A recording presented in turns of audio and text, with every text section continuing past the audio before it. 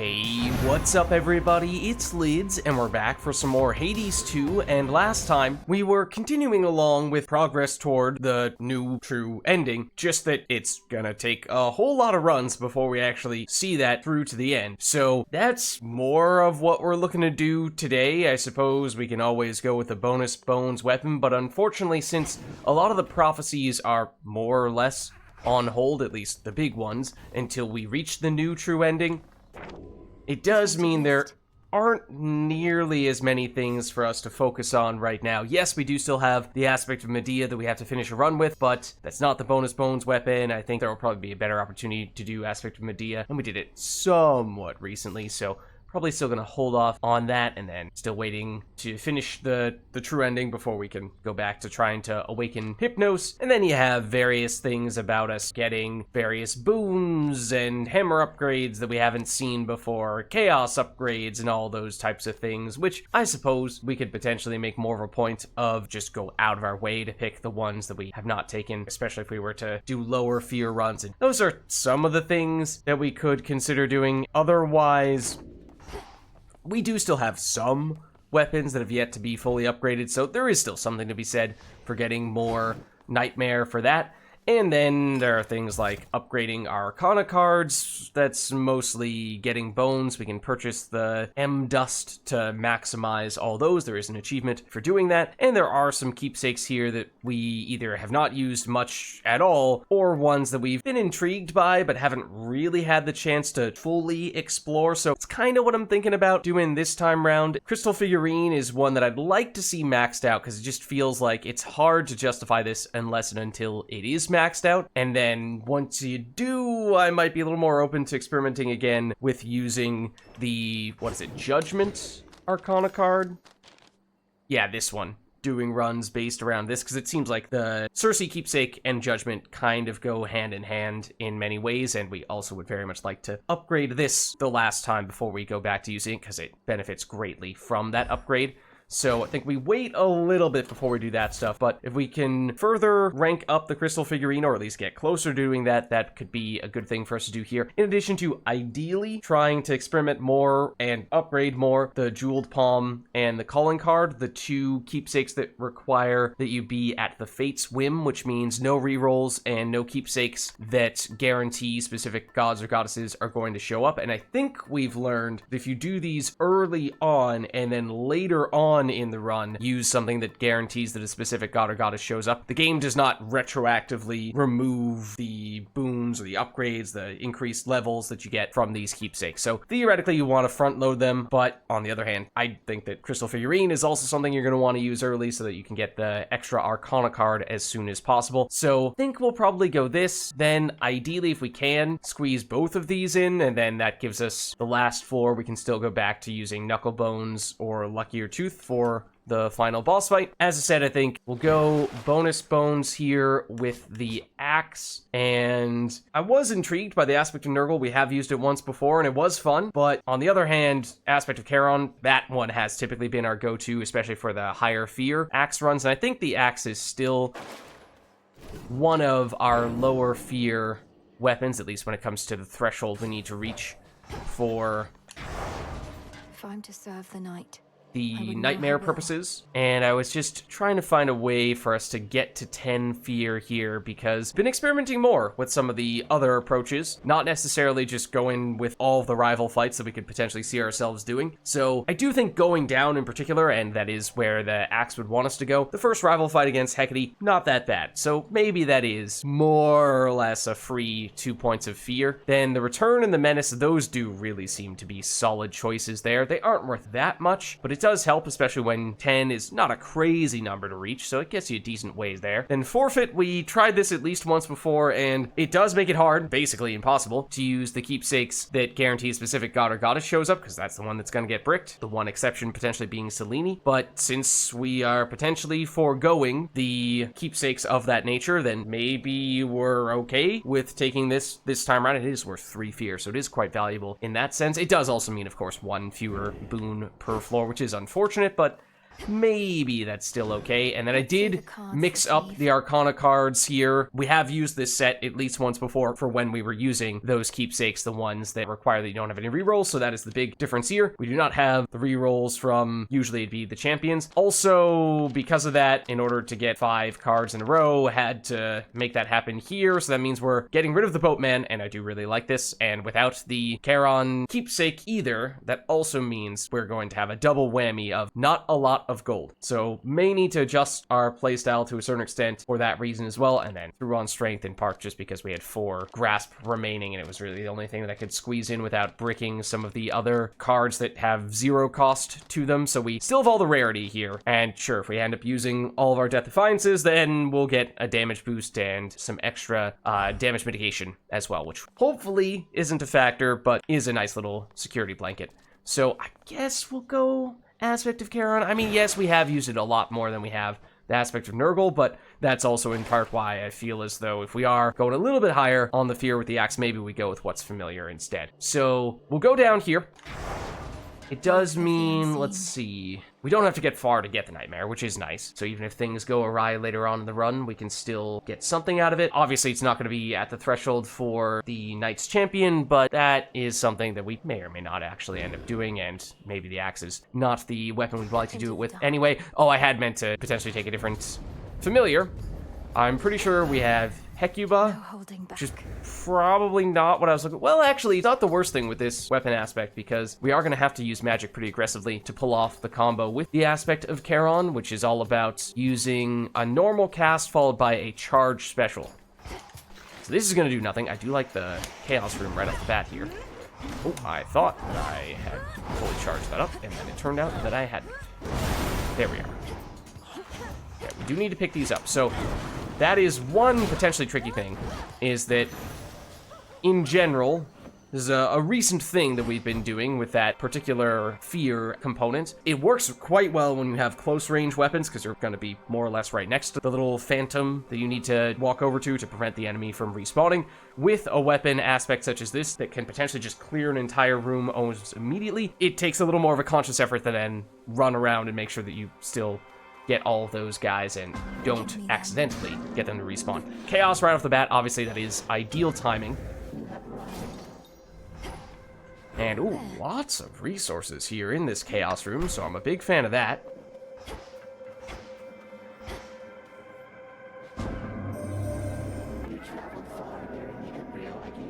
This is true. But did they spur your actions, or did you or I? Further amusement to consider. Yes, thank you. And we did that very recently. Might have even been the previous run. Honestly, not too bad. I mean, yes, obviously it prevents us from using other keepsakes if we have to use the Chaos keepsake the entire run, but it's a decent keepsake. Okay, let's see what we have here, though. Nothing for prophecy completion purposes. I mean, we did obviously put fear on for this run, so it's not necessarily the best opportunity to take suboptimal things just for the sake of completing prophecies, but let's see. So, Inferno Bombs, afterward, we collect more resources. Next 4 encounters, whenever we use magic, we prime into the next location. That's kind of nasty with this aspect. As I was saying, we are liking to, we want to use magic pretty aggressively. However, the upside is really good on that. Then, this is certainly the easiest. From a downside standpoint, the upside, it's useful. It's probably still more useful than this. It's the safe option. So, you know, if we can get away with priming magic, which maybe we can because we have Hecuba, sure, we'll try it. Infinite possibility. Okay, and then, oof. Okay, usually I would go Nectar here, because then we could get a free palm slice, except we didn't get any boons from the first room because of the fear that we took, so I think it's going to be bones instead. Okay, and we do have the chance of enemies from later floors showing up, as they have done here. And generally, we saw in the past, when that does happen, it happens in groups. So, as you can see here, it wasn't just a single enemy of this category. It was several. Just good to bear in mind. It would also be good if I would hit the enemy in question. also deliberately not using the combo as aggressively for the aspect. Oh, and then right as I realized that I was forgetting about you, you respawn. Please don't do that. Please don't do that. Yeah. And those guys are particularly nasty with it. Ooh. Hold on. Because you definitely don't want to be next to them. I did get hit there. They explode on death. And that's not fun. Oh, I didn't even see that guy. Yeah, I recently, not even that recently to be honest with you, but I took notice of which runs tended to be taking the longest, because it seemed as though in the past, oh, we can transform our upgrades here. We might want to do that right now. That's pretty tempting. Yeah, I think the earlier we do that, the better they become. Or well, the downside is, or the resource here is only giving us 50 bones, whereas on later floors that number may go higher. So let's change it to something else.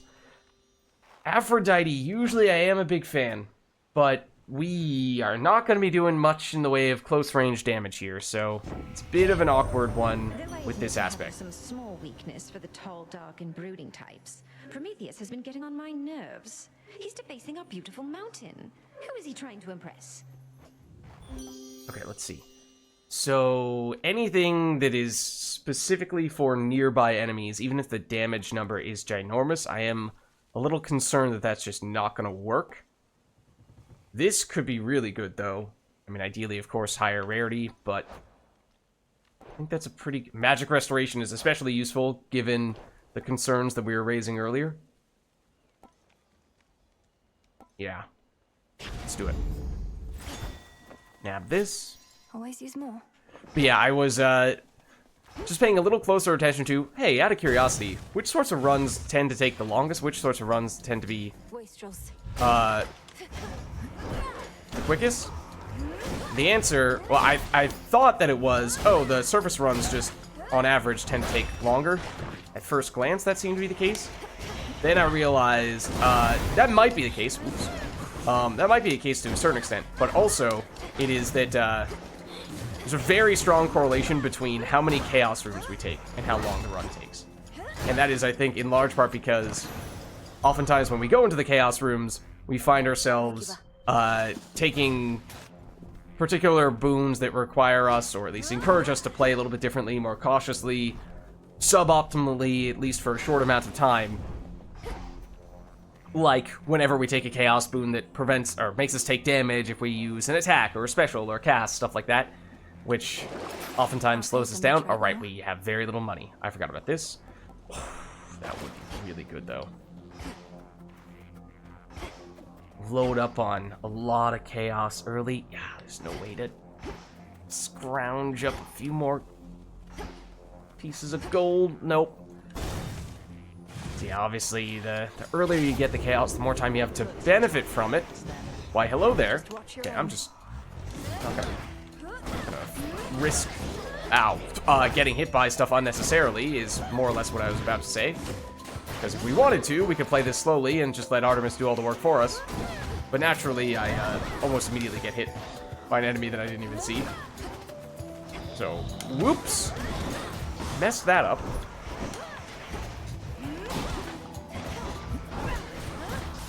Oh, okay. Excuse me. I don't think we've done the... There's a lot of enemies in this encounter. Well, there usually are for Artemis encounters. I suppose that checks out. Hey. Yeah, that was the one you're aiming for. That is true.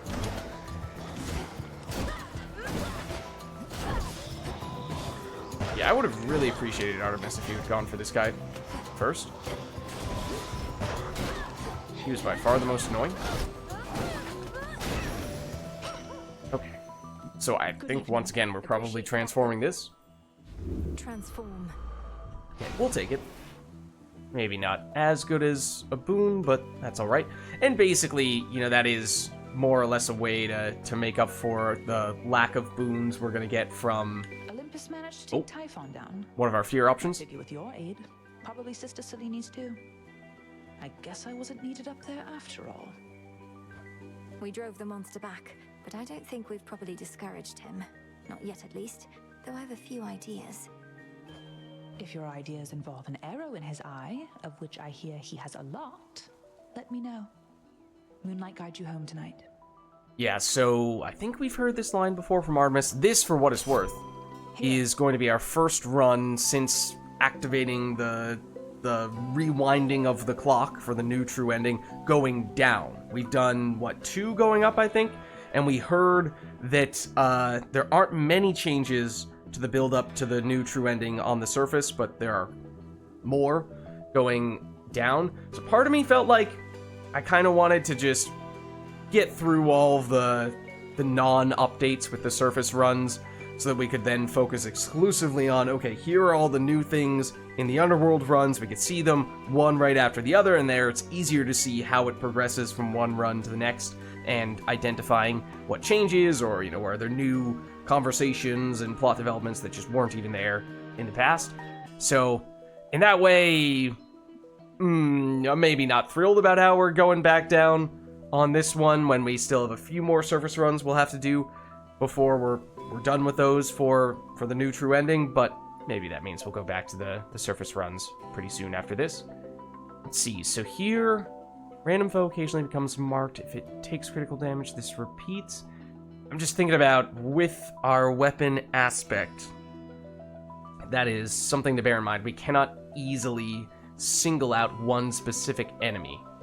Now, if we destroy absolutely every enemy, then maybe we're fine and we don't need to worry about that too much. Foes with at least 80% life or 80% armor have a 22% chance to take critical damage. I mean, that's pretty good with the aspect, since we're hitting a whole bunch of enemies at once. So that at least that first hit has a good chance of being critical. Or you do this. I think we do this. I think this actually plays along well with having one really big initial hit, which is, for the most part, what we're trying to do here. My strength is yours. Okay, then we're either looking at mini-boss Hera or Arachne. And that's an interesting question. Feels like we always see mini-boss in both rooms after Arachne, so to see mini-boss or Arachne is, I feel like, not a decision we oftentimes find ourselves needing to make. We do also have one more encounter before the Chaos Boon evolves. Now, that does not include Arachne, and this is already guaranteed to have higher rarity, so take that however you will. Is this gonna be a big problem against a mini-boss? It could be, to a certain extent, to be honest with you.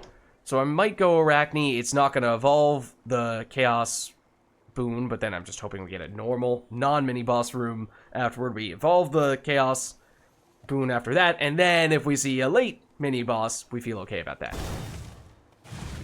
Oh, little fly, sit and rest your wings. You've grown so tired flying to and fro. My friend. Oh, why hello. Don't mind us as we casually destroy everything that you've created here.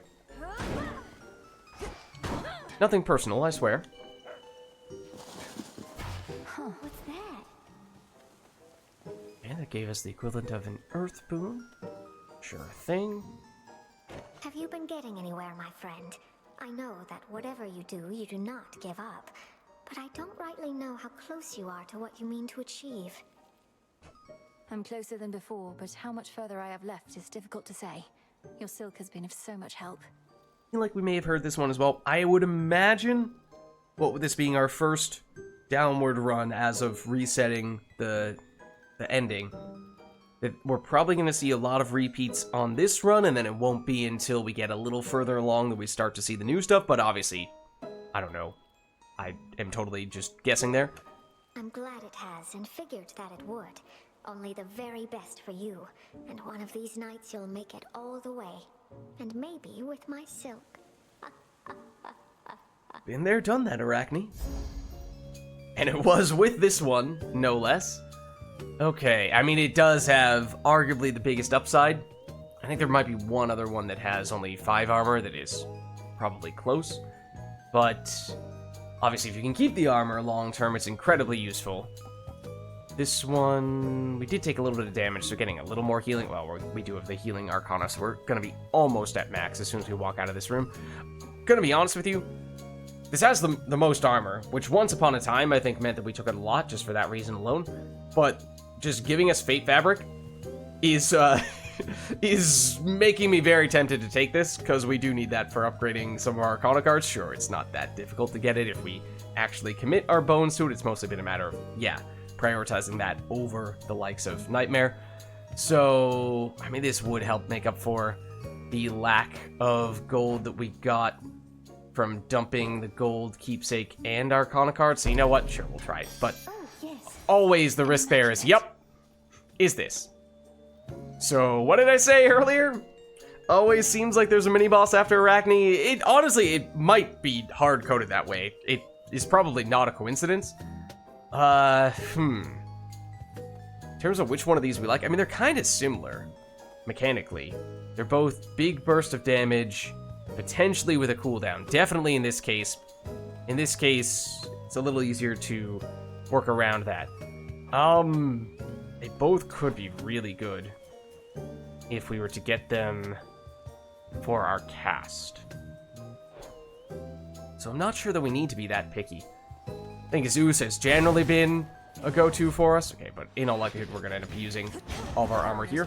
Almost certainly, now that I see that it's this guy. We can't even control that when it goes off. It is. This guy's really hard to...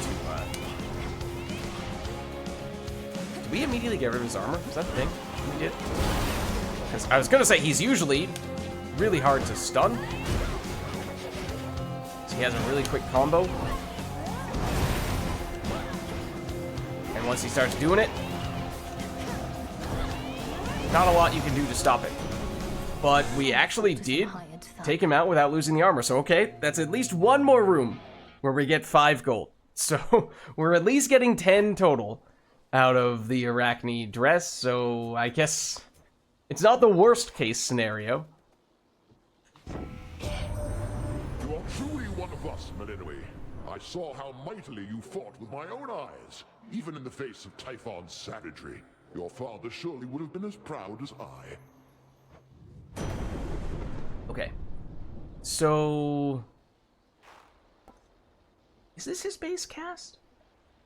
Is this the way it works? Is it not as big of a burst of blitz damage? Did I just incorrectly assume that it was blitz? Oh, because that was kind of why I was opting to go here in the first place. Okay, I mean, we can take the attack. It's definitely not as important with this aspect. It's the thing that we're not really using at all for the combo, but every once in a while, we obviously might break it out. Yeah, I think this is it. Wait, hold on.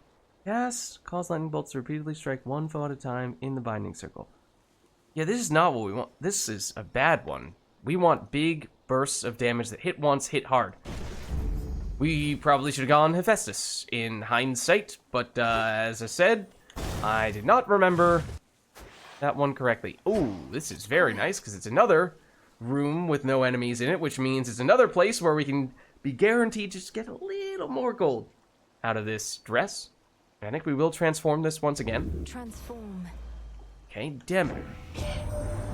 Normally, sweet Aphrodite's power over beauty provides no shortage of entertainment, I'm sure. Though I fail to see how her blessing can be of much benefit in such a predicament as ours. I know she's bringing up Aphrodite here, but we are not eligible for a Demeter-Aphrodite duo since we do not yet have a Demeter boon. This would be our first. That's just a coincidence. Okay. In a vacuum, this is usually one of, if not my favorite cast. Because of the freeze. Not so much for the damage. So it's kind of in a similar place to where we were with the Zeus cast. Probably, definitely more utility, but not the big burst of damage that we're looking for, which that's what we are trying to get with our cast. with the aspect of Charon. So I feel like we might be taking this special. I mean, I would love to have some form of freeze. Probably the attack would have been best for that, but I think this can still work. Obviously, it's not the rarest of options that we saw presented to us, and this does not do anything for us. Pure water. But, alrighty then.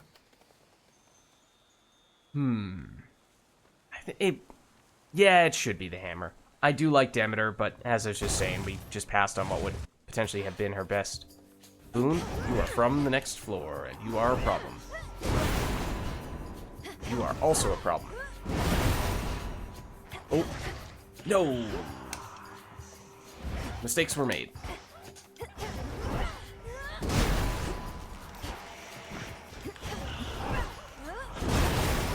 That was close. There are a lot of you, and this takes a while to do. One moment. Oh, for a second I was like, yeah, that's... I thought that was a surface enemy, the one that throws the eyeballs at you.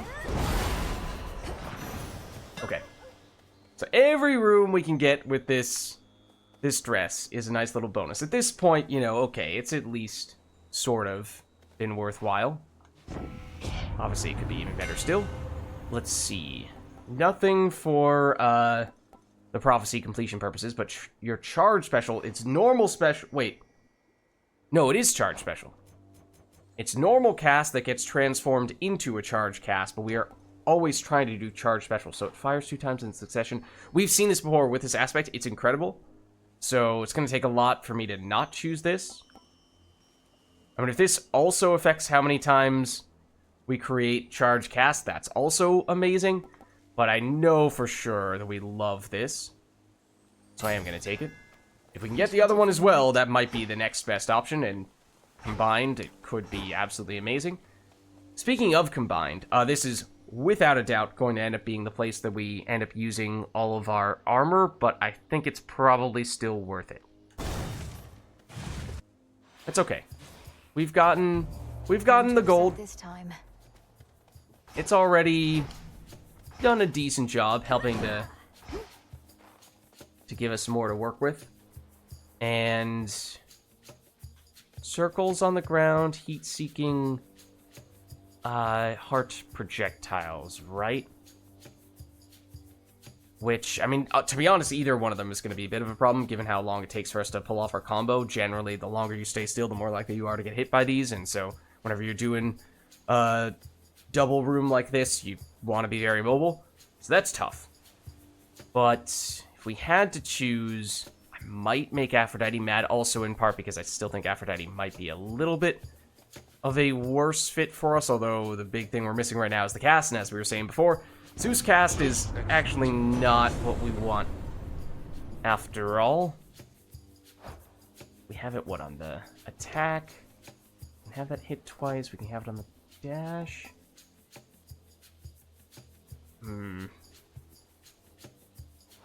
I mean, if we had Blitz on a Zeus cast, then this would be fantastic. But we don't. So it's awkward. Unless we were to get a sacrifice to turn this into a Zeus special. Or we end up using this, and then we end up hitting with our charge stuff with the aspect of Charon, in which case... okay, it ultimately does turn into a way to activate Blitz immediately. So I think it is probably still this, but it is speculative to a large extent. Sometimes I think we shouldn't force you to play favorites, but we shouldn't do a lot of things, I'm sure, such as get angry with you. And this is also going to be a long encounter as well, so all the more likely for us to run into problems for that reason. Oh, and yeah, the prospect of having to chase those down. Ooh, I don't like that either. But having to chase those down when we potentially have those hearts seeking us out as well. Be a problem, excuse me.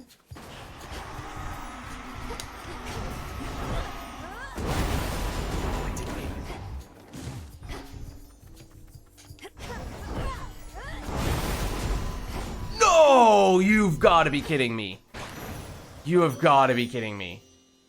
Okay, admittedly, I thought the counter ended the moment that we killed that guy, and not that we had to run over to pick up the little phantasm, whatever you want to call it. So I saw that it was approaching me, but I thought the encounter was going to end before it had the chance to hit me.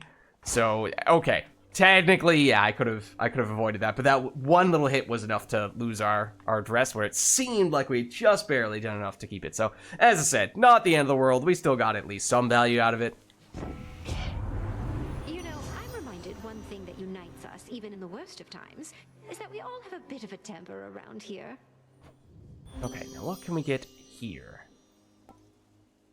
Weak effects right now. Automatically applying to nearby enemies. So making that more effective, that's not bad. They take more damage, so that also functionally means that we're always getting extra damage against nearby enemies.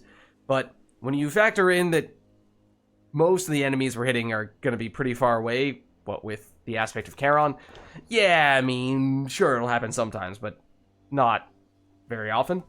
So this is damage, this is functionally defense. So I don't know, I guess I'll do that one.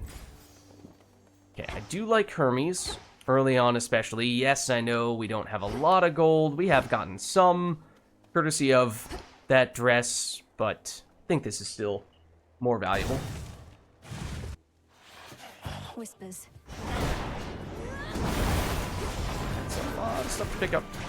One moment. Yeah, that was kind of the concern that I was raising near the beginning. If we do get rid of a bunch of enemies very quickly, then it becomes challenging to pick all these up. You know what? Taking an alternative approach, even now. Still tricky. Excuse me. Yeah, this is our first time taking that fear option in the underworld. We, I think, had exclusively taken it on the surface up until now. So maybe it's easier on the surface for whatever reason. That is, I saw him tumble down the dark side of the mountain to the bottom and go boom. Then later saw him slowly get back up and roar more angrily than ever. But hey. Alright, let's see. Charge moves are faster. That's really good. Just in general. Slay a foe. Deal more damage with your weapon for the next 45 seconds.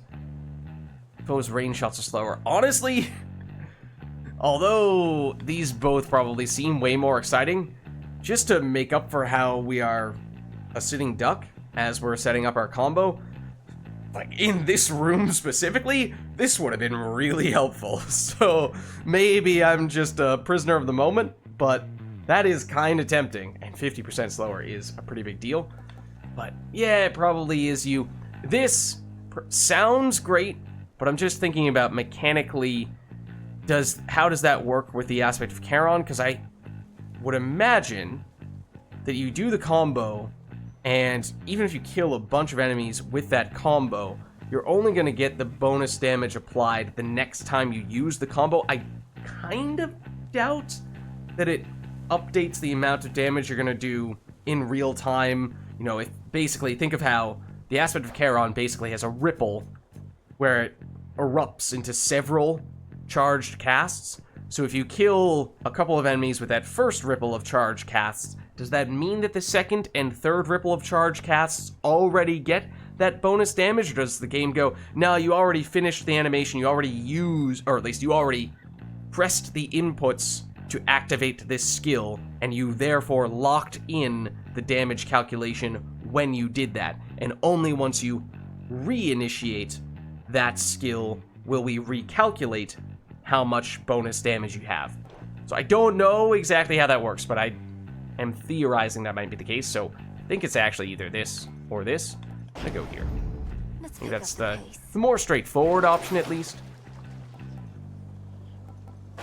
We have taken a bit of damage, yes, but maybe we're okay passing on the... I mean, I'd like to pass on this stuff, given how, as I was saying, we're a little bit light on cash.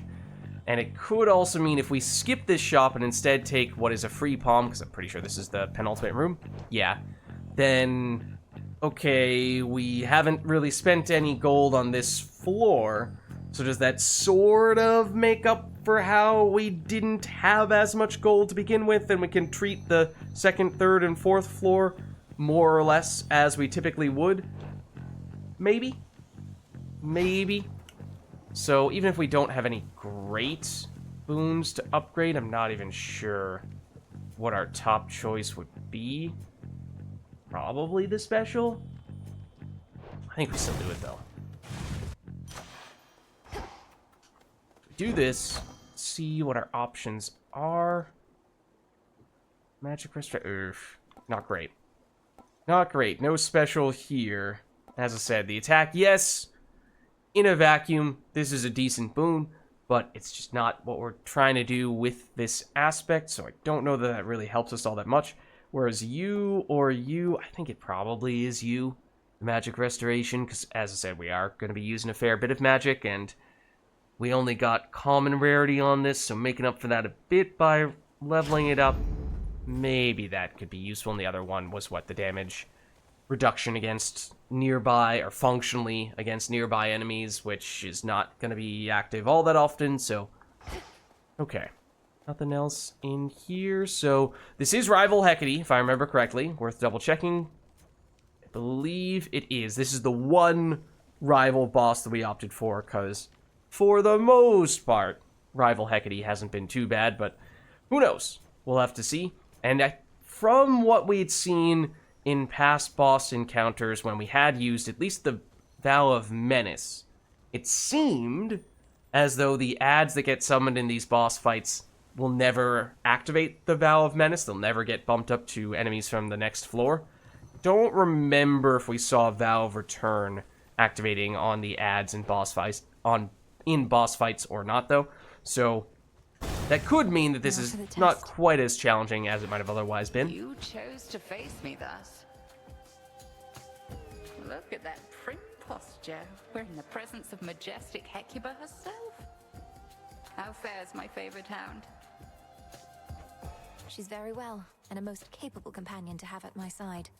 Though I hate to have to strain her loyalties like this. We are definitely getting...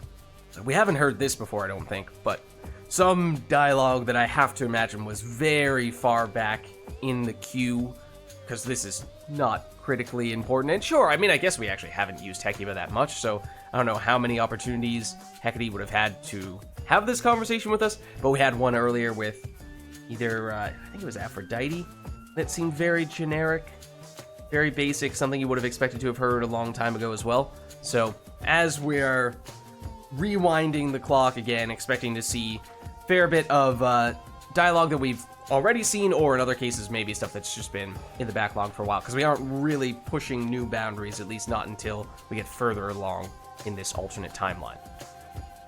Come, you want to see what she shall do. Her loyalty is absolute. I permitted her to serve you as she serves me. Let's all now bear our fangs. I also just realized for the first time, and this is maybe a little embarrassing that it took me this long to notice, but it's a minor thing. It's a little hard to see right now, but Hecate's two torches. One of them is a crescent moon, one of them is a full moon. Her hand is blocking the full moon one, but it's a lot easier to see when it's Malinui who's doing the talking. She's going to do that. She always starts with that. That's okay, because we also started with our big. Oh, hold on. She had another ace up her sleeve. So as long as we play this relatively patiently, and ideally know which one is the real Hecate, I think we can be okay here. We did use a lot of our magic, but it is possible, of course, for us to get that magic back. I actually don't know if it counts if we are next to the fake Hecates or not. It seems like it might. And I was also trying to see if our Aphrodite boon that makes enemies get weakened, if that applies to just the real Hecate, or if it also applies to the fake Hecates, in which case that is also a bit of a tell. We're confused about which one we should be concerned about. Okay, So now that I've finished that thought process, I'll actually go back to actually trying to damage her.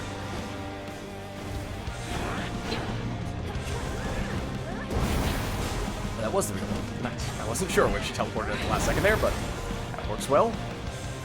Oh, okay. She is doing the first phase, which means these witches, which we must defeat.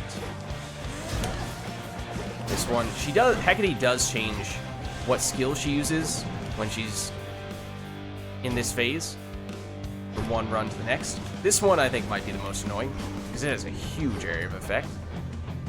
So it is very hard to safely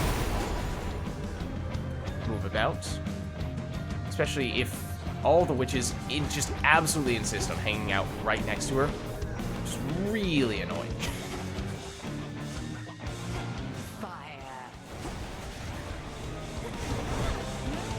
Rather not get hit by that, which I would have if I had stayed there. At least got one of them. I was hoping to get a double whammy there, but I did not aim that as well as I should have. Oh, out of magic as well. That's a problem. Okay, like, just on getting more area of effect. Oh, that does give me Blitz, which I guess is useful. I don't think that's gonna be enough to take her out, but see, look at this is what I mean. I can't get you if you hang out right next to Hecate. Mom, it's not playing fair. Oh, like this is not where you want to be unless you do this, which I guess really is the solution, except that I did ultimately get hit by that. Used a resistance. It's no use. There's a fake one. Would like to get some magic back, ideally by hanging out next to a fake Hecate. Like this. Oh, I was really appreciating the services of the fake Hecate. Ideally, we get a little bit more back, in truth. So, okay, this is what I mean, where if we had a higher rarity or higher level version of this magic restoration boon, it would be very helpful. So that I don't have to, you know, do this. Ooh. Now I'll actually go back to attacking. What was that all about? The game kind of slowed down for a second. It's because she was using a special skill, namely that. Hello. That's not great timing. Yeah, I know. But I was getting impatient. Blitz.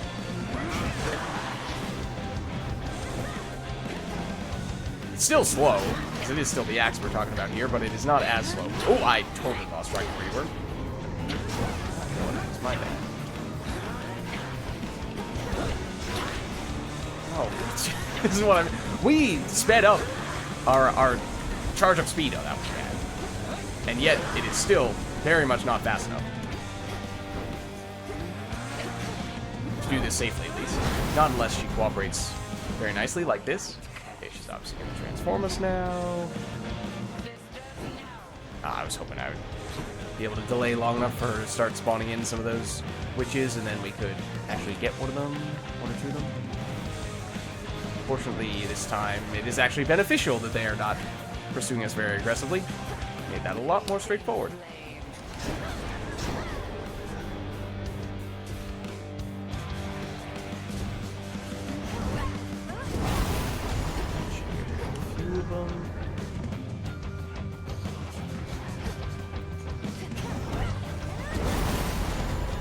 I might have got rid of all of them.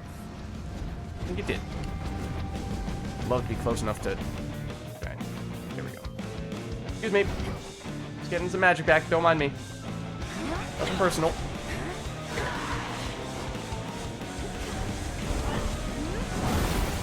That's real. No, that was not the real one. Darn it.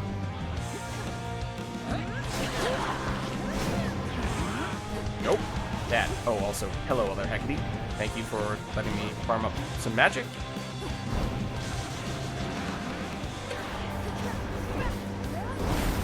Oh, you have once again teleported right as I was about to pull off the combo. Oop, hold on.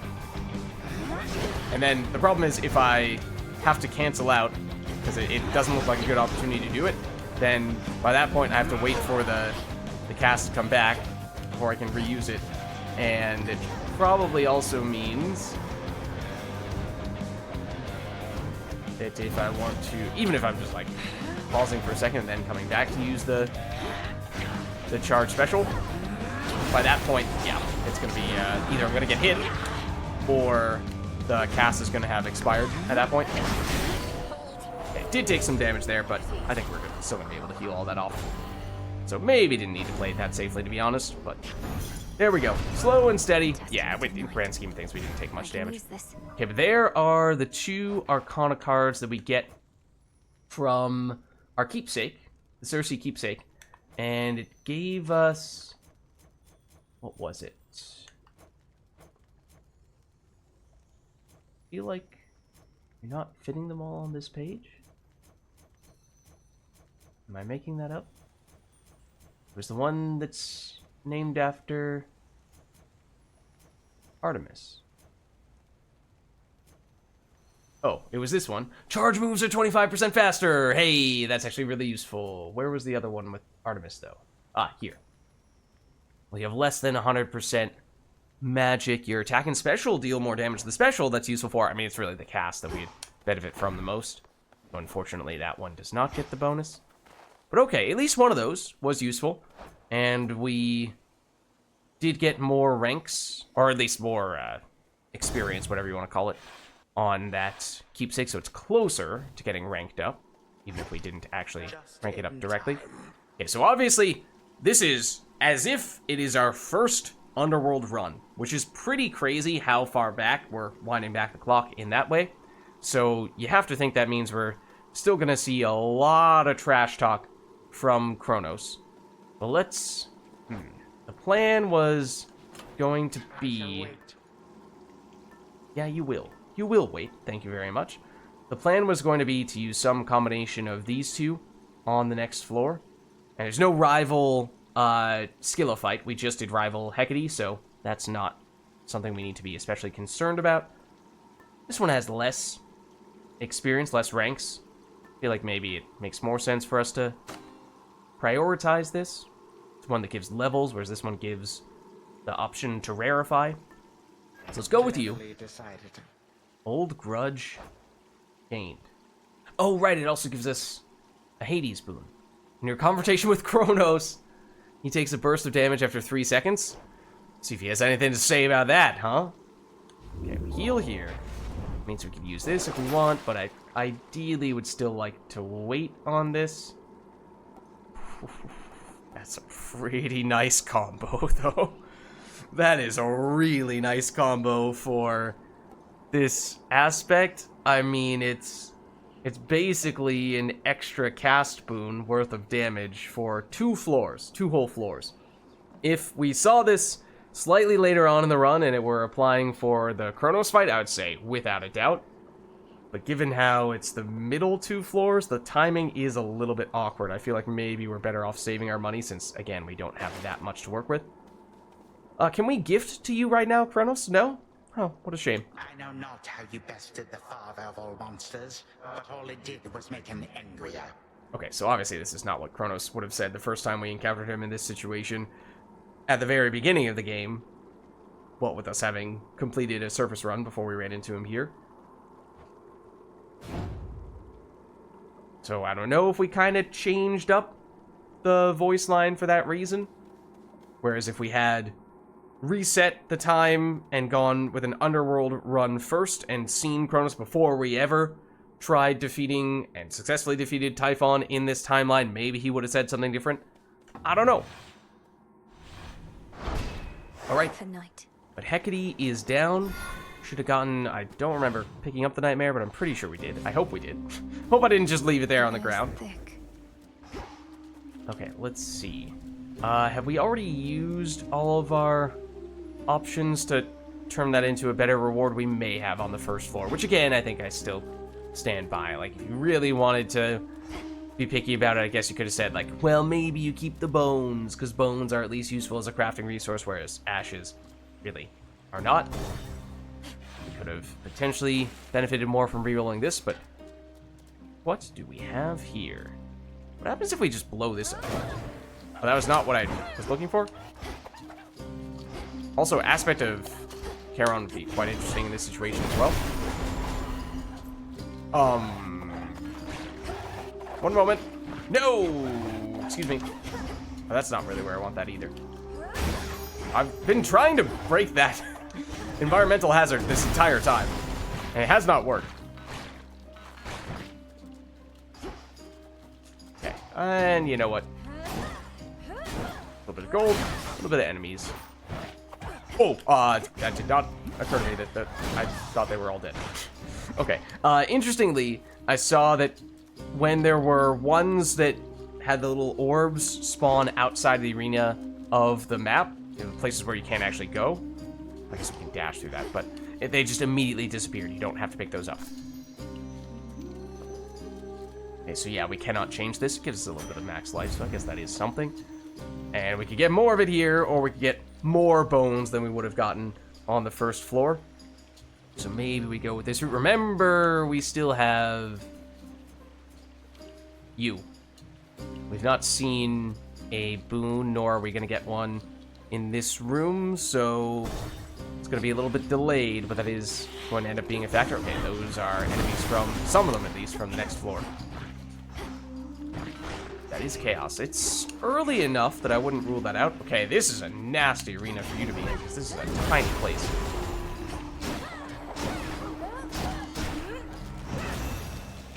Oh, and technically I guess that was in the water, so didn't have to pick it up, actually. Grab this before I forget. Grab you. And then weren't we... No, we did finish the subplot line with Narcissus and Echo. So technically, I don't know that we really need to go here for that reason. Again, some of that stuff we're not able to finish until we finish the true ending, so I'm not even sure we would have been able to do that if we hadn't already done it in this alternate timeline. Otherwise, we go early shop, which I don't think we want to be spending more gold than we otherwise would on a run when we did not set ourselves up with much, so really think it is chaos here. Surely the chaos boon does not turn into an onion? Right? Right? I don't know, but that would potentially be a reason to go here. Just go here, purchase whatever boon you get, and just get the onion out of the way. Because if we get the worst case situation would be you get the downside from this boon, or the curse, and then once it evolves, it still turns into an onion. So it's a double whammy. Whereas if you get the downside of it, the curse part, and then in the meantime, you get an onion from a different boon, so you can still get the chaos upgrade after the fact, then okay. At least you're still getting something out of the risk you took by going into the chaos room and subjecting yourself to that curse. We are getting a lot of crafting resources here, though, which is nice, because we have seen that some of the other cosmetics, whatever you want to call them, the optional things that you can get to spice things up around town or get alternate familiar skins, those can actually cost, in some cases, some very rare crafting resources, potentially including some of the ones you get here, and I had meant to do that before we started this run, because I think there is an achievement for that, and it requires that you get at least one new familiar skin for each of the familiars. So we've only done it with Hecuba, because it's the only familiar we've used since we did that new unlock. I don't think we want to gift to... Yeah, we're gonna pass, I think. Although we do actually have enough. We could start getting a little more aggressive. Hail, almighty chaos. Let's see. Inferno bombs, afterward, even more rarity. Can't earn gold afterward, get max life.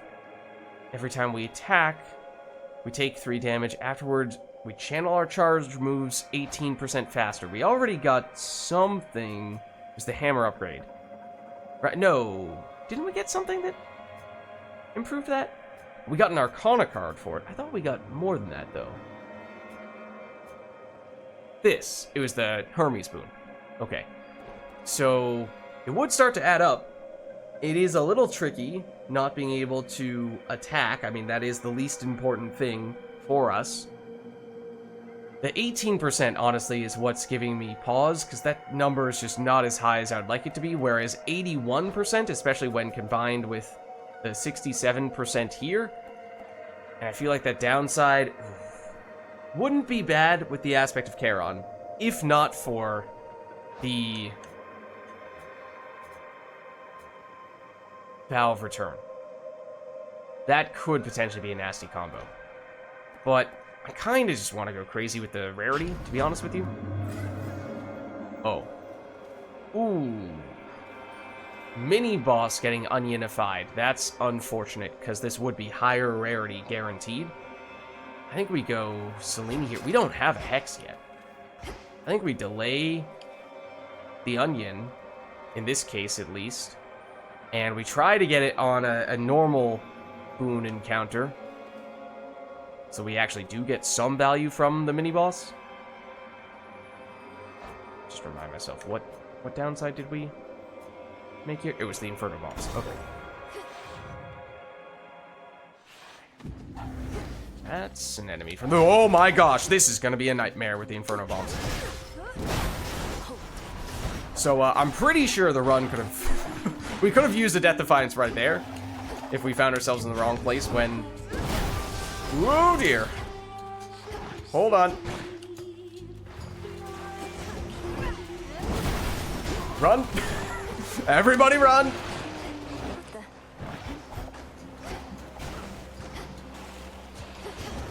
I was thinking, right as we were starting to enter this area, that there are definitely some enemies in some small rooms that would be a lot worse with the mini-bombs than others, and I was thinking more so of the small rooms. This one is not big, but there are definitely ones that are smaller. The number of enemies, though, that was potentially a huge problem. We did get hit a bit by their basic attacks, but I think the bombs would have been a lot worse. Okay, so for you, let's just accept... I bid you shine for me again tonight. Let's see what we get here. Not even monstrosities such as Typhon could resist you, little star. Your headmistress and I always knew of your potential. Now I have witnessed you live up to it and more. Because the tricky thing here is it's a little late to get started on Selene. We're a little bit behind schedule. On the other hand, I think it could still be quite useful because obviously with the Aspect of Charon combo, we're using a lot of charge moves, so we're using a lot of magic, which means we should be charging up our Hex pretty quickly. Oh, I was also about to say, it could be a little bit tricky to get the duo potential here, since if we do not yet have the duo potential, then the next boon we pick up is going to get onionified, so we'd have to wait before we can actually make that happen.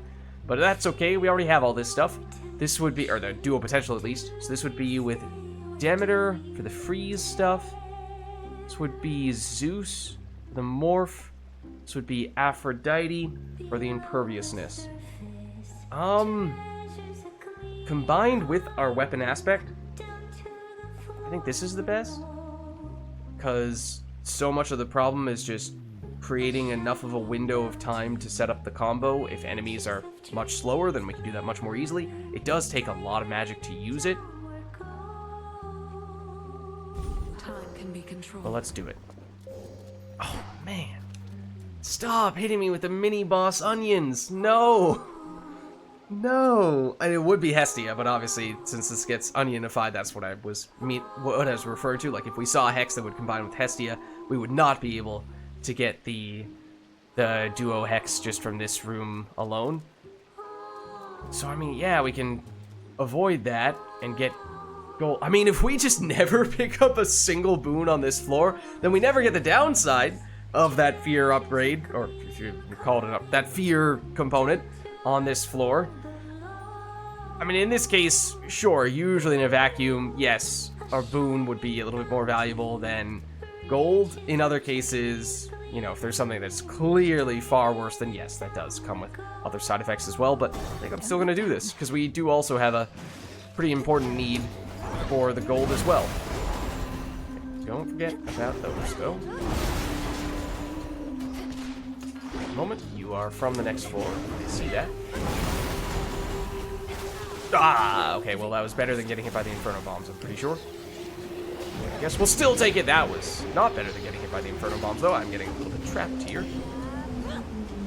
This is what I was referring to. Giving ourselves an easier time setting that up.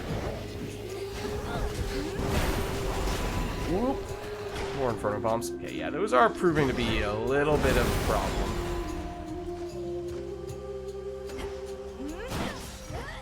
Dodge the Inferno Bomb. Then you get this. Okay. Yeah, not the best. Not the best there. Oh, this just ranked up, which is good. But the reason why I reacted that way was because I was just talking about how, oh, well, maybe we just, somewhat jokingly, I said, don't take any boons on this floor, and that way we don't have to worry about one of those boons getting onionified. But usually I think what you would like to do is get the onion out of the way as quickly as possible and then just load up on a bunch of boons afterward. The more boons we get, the more we benefit from the Jeweled Palm. That's why I made that sound. We have yet to benefit from this at all. We've upgraded it, which is good for future use, but for this current run, not so great. So this is what I was looking for. Not this. This is the third time in a row the game has tried to give us a mini-boss that gets its boon onionified. A normal boon that turns into an onion. That way we are not giving ourselves extra difficulty only to then get no benefit whatsoever out of it. Sure, if we were able to get rid of the boss enemy quickly and easily, then that would have allowed us to later on get more actual value out of those boons, but phew. And then this is a palm, which I don't know how we feel about that. We're still waiting on a cast boon. That's the other thing. We have a very notable absence, a gap in our build right now. We need a cast upgrade, a cast boon soon. We could get away without one on the first floor, but second, certainly third floor, we really want to see one. I think we're just passing on this, especially after we took a fair bit of damage. Oh. Okay. Well, now we can heal. So there is that. That's good. That is also why we just immediately got the onion showing up. Okay, so there we go. Onion is now in the rearview mirror, at least for this floor. Now we can start pursuing rooms with boons in them much more aggressively. But, might be a little bit late for that. Not getting any here.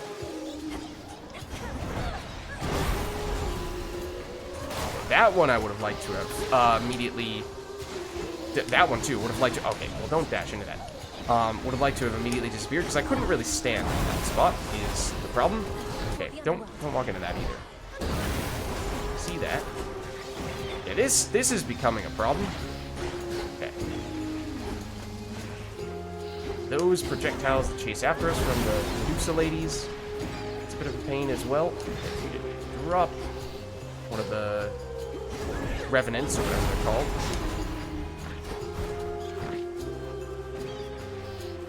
Nope, don't do that. Stop doing that. That was actually quite useful. Not gonna lie. Enough. Okay, I thought that was gonna be when the Chaos Boon evolves. Do we have to pick this up first? No? I thought this was the room where the Chaos Boon evolves. Apparently we need one more. Oh. Okay, well, here you go. This is, I'm pretty sure now, the penultimate room. Yeah. So either shop where we can now purchase things, for sure. Likely everything in there and still have some cash to spare. Or we take a free Hermes Boon. I'm gonna be honest with you, the free Hermes Boon might be better than whatever we'd purchase here anyway. Unless we see... Oh. Well, if we had taken the first shop on this floor... Oh, I was gonna say, might we have seen the optional boss fight? But no, I don't think that's gonna be possible until we get the new true... Yeah, we see the true ending for a second time here. So, and I definitely don't think it would show up here.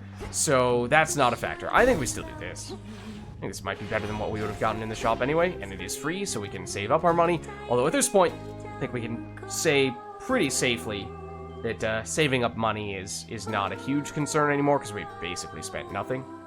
I don't think we have spent anything. I don't think that's an exaggeration. Okay, so this should be leveled up, except most Hermes boons cannot be leveled. So I don't know that the Jeweled Palm will do anything at all for us. Oh well. In the name of Hades.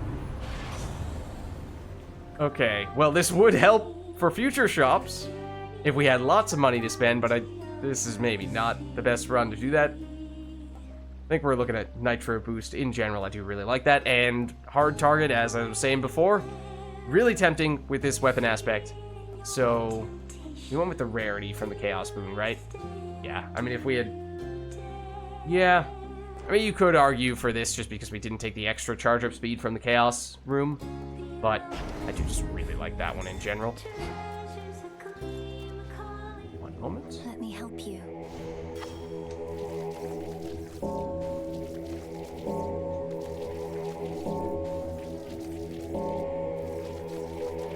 There we are. Okay. So this is normal Scylla and the Sirens here. And, with no cast boon, as I was kind of saying before, that is unfortunate that is sent. In large part because of how we approached this floor, which didn't really go the way we would have liked it to have gone, setup-wise. What did we end up getting? I don't even remember at this point. Some gold, I think, and maybe a palm or two along the way. But the other thing is the magic restoration, which there were various points in time during the rival Hecate fight where I was deliberately just running around trying to get some magic back. We do have a little more max magic now, so it's maybe not quite as much of an issue, but we may very well find ourselves running out of magic at various points in time during this fight, and I'm not sure it's going to be as easy to restore that magic. Maybe hanging around next to the drummer, that could still work, but you don't want to be hanging out next to Scylla. She has some close range attacks. The guitarist, sometimes you might be able to get away with that, but you need to be a little bit careful. I do wonder if in the first phase of the fight, if one of the members of the band goes into the immunity phase, because you focus on damaging them a lot, if you stand next to them while they're immune, do they still count as being a nearby enemy that gives you magic restoration? If so, then that's actually really useful. You can just hang out next to the drummer. I don't know. Hmm?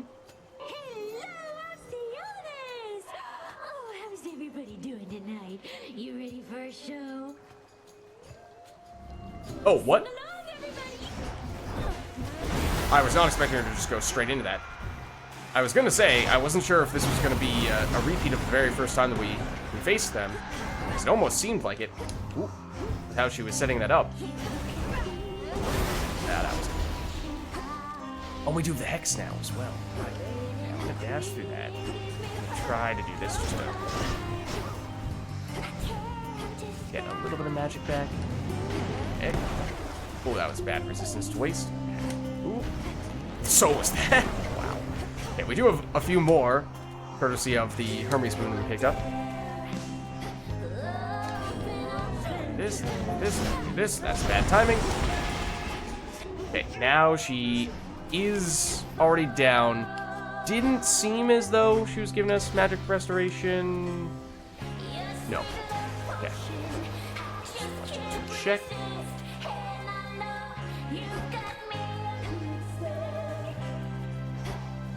Scylla's waiting to shoot a bunch of projectiles at us. Yeah. Dash through. Oh, yep. I knew it was coming. I knew we were not going to be fast enough to dodge it, though. Such is the way of this aspect. Reapply that the moment that you use it. And if you want to shoot your projectiles in the opposite direction, that's fine with me. Okay, down she goes from the blitz. That's why I heard that sound effect when we were not standing next to her. I think we did still get you there. Just trying to potentially save a little. Yeah, do this. Save a little bit of magic. Can we break that over? Oh, no, maybe not.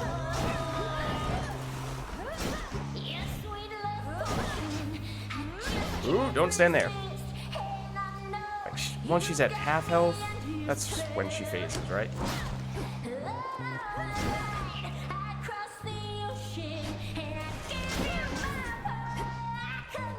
Great opportunity to just listen to her solo, right? Whoa, that was bad. Get hit by some silly damage there, but okay. Still not gonna prioritize you. Still going to prioritize you. Go away! Guitarist, you are not welcome here.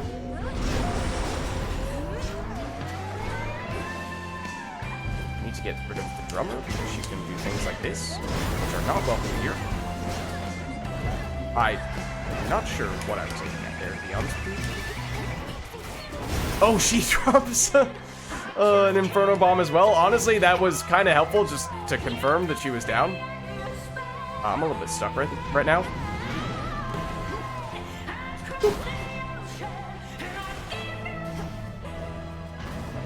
That is cool how her voice gets muffled when she goes back under like that. Please stop running away. Oh, excuse me. That was rude. I'm just trying to hit you with some blitz. That's all. Nothing personal. Okay, maybe it was a little bit personal, as it turns out.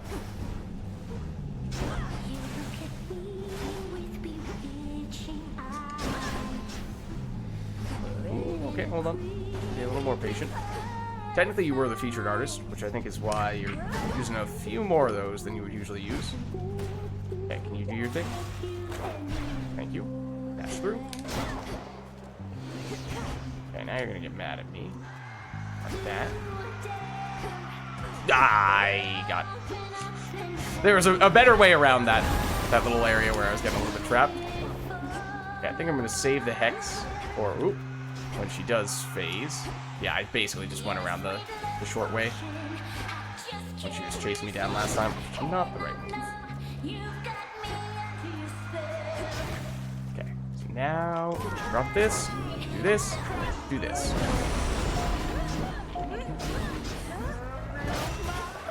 Blitz might not be enough.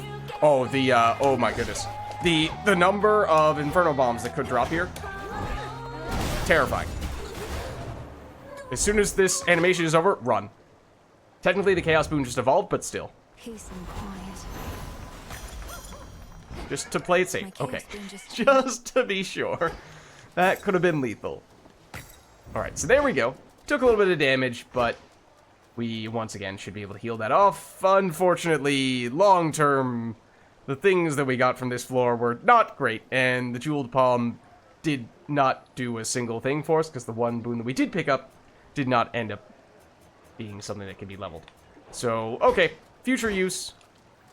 Now it will give us 2 levels each time. That was one of the other reasons why, in theory, I liked the Jeweled Palm, but it didn't seem like it was a great thing early on, because it comes at a significant cost, needing to use the Fate's Whim, but when you're only getting 1 additional level from this, it's a little harder to get excited. Once it gets fully ranked up 3 levels per boon, I mean, that's pretty crazy.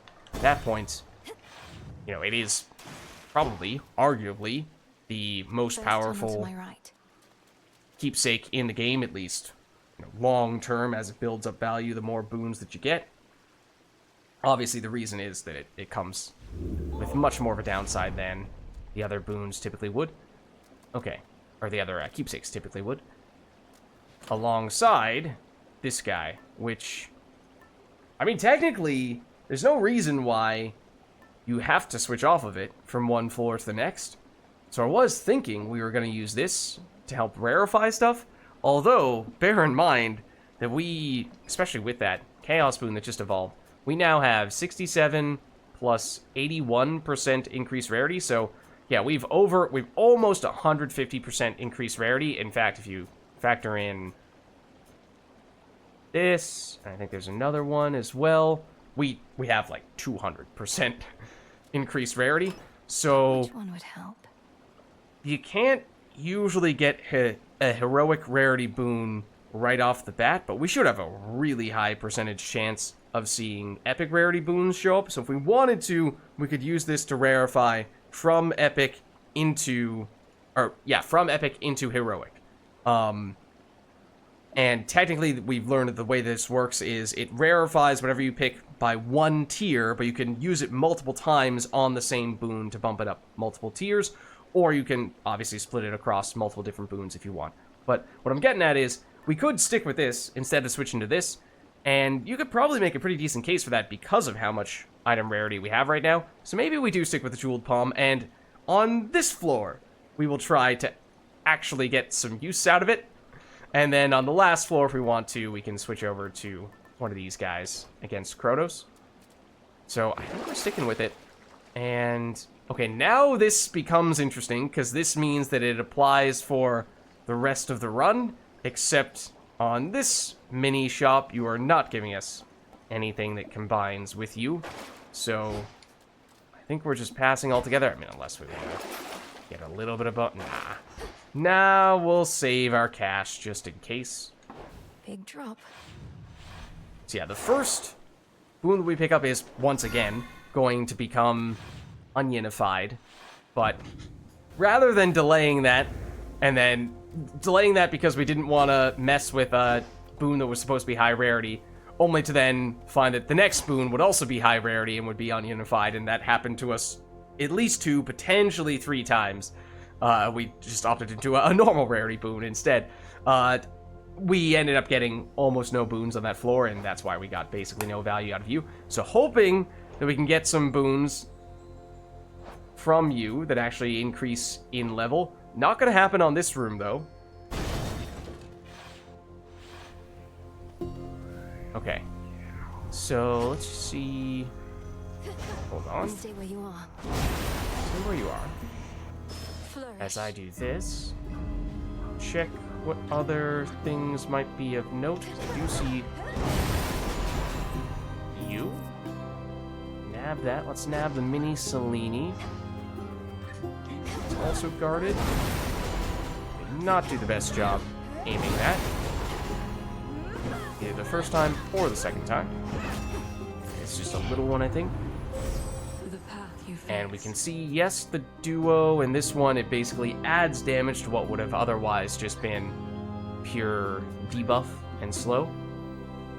Take 2% less damage for the rest of the encounter once we've used it. Okay, that is probably going to be a rounding error, if anything.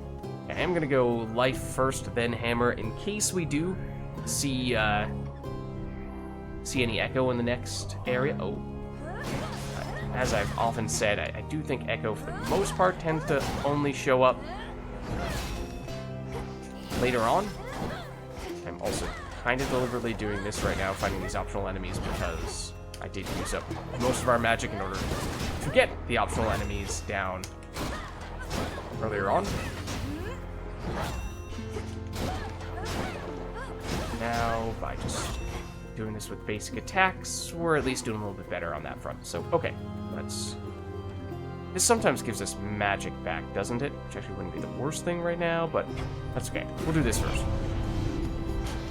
Okay, you guys are really nasty because we don't have enough time to charge up our combo. When you're here, also, there are some enemies from the next floor.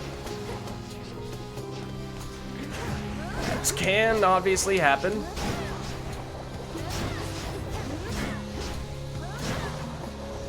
Blitz, please. Take them out. One of them. Second one. Oh, wait, what? There's a smoke cloud dude here? He took his sweet time showing up. And is also really nasty when combined with the stuff that makes enemies respawn. So it is very easy to lose track of that stuff. There we go. Okay, I really don't know where the smoke dude was at the beginning of that encounter. He was nowhere to be found. Usually it is very obvious when that's one of the enemies. Okay, we should do this now, though, in case Echo shows up next. We don't want a potential small pickup there to become the thing that gets duplicated. Whereas if we get a hammer upgrade, that would be fantastic. See, this is usually when it looks like, oh, okay, oops, daisy.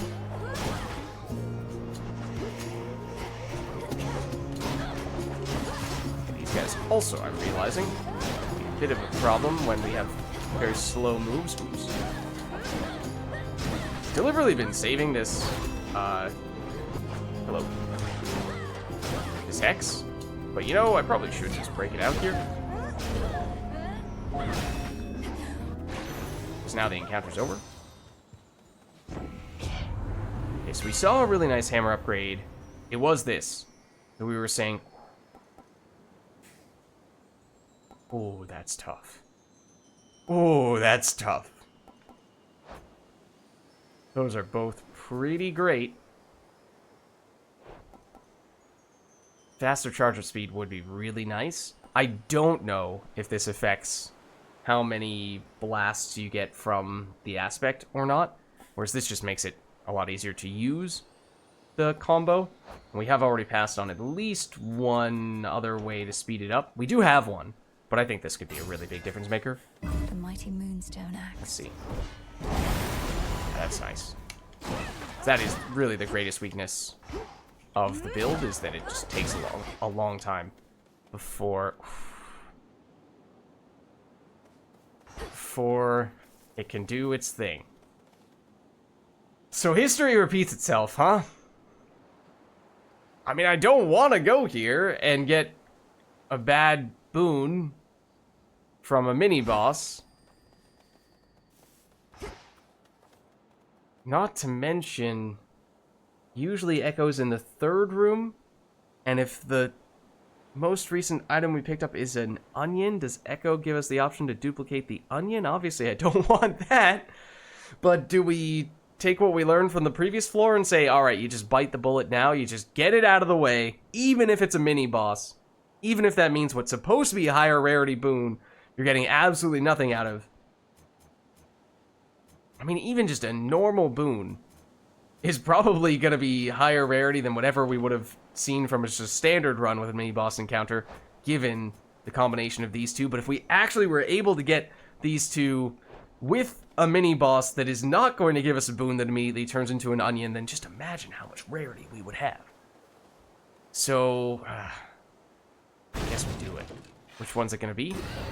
It's Vampire Doom. You won't stop. I'm just going to say I'm very thankful that we picked up the upgrade from that hammer just now. So I think that could make a big difference. I think I did read in the patch notes that they did make this guy weaker.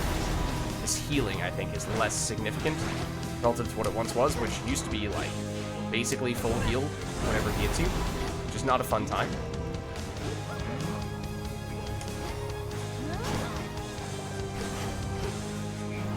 Like, ooh, that could have been bad. Yeah, I know he's about to do that.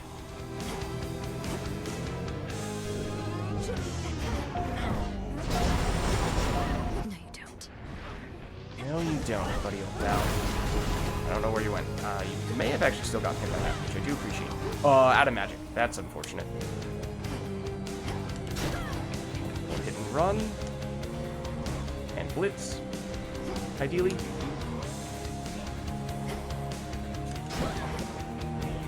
Nope.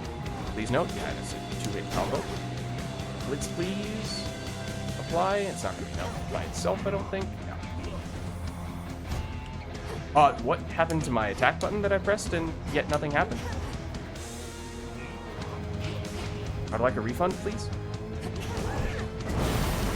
Oh, that actually did hit you.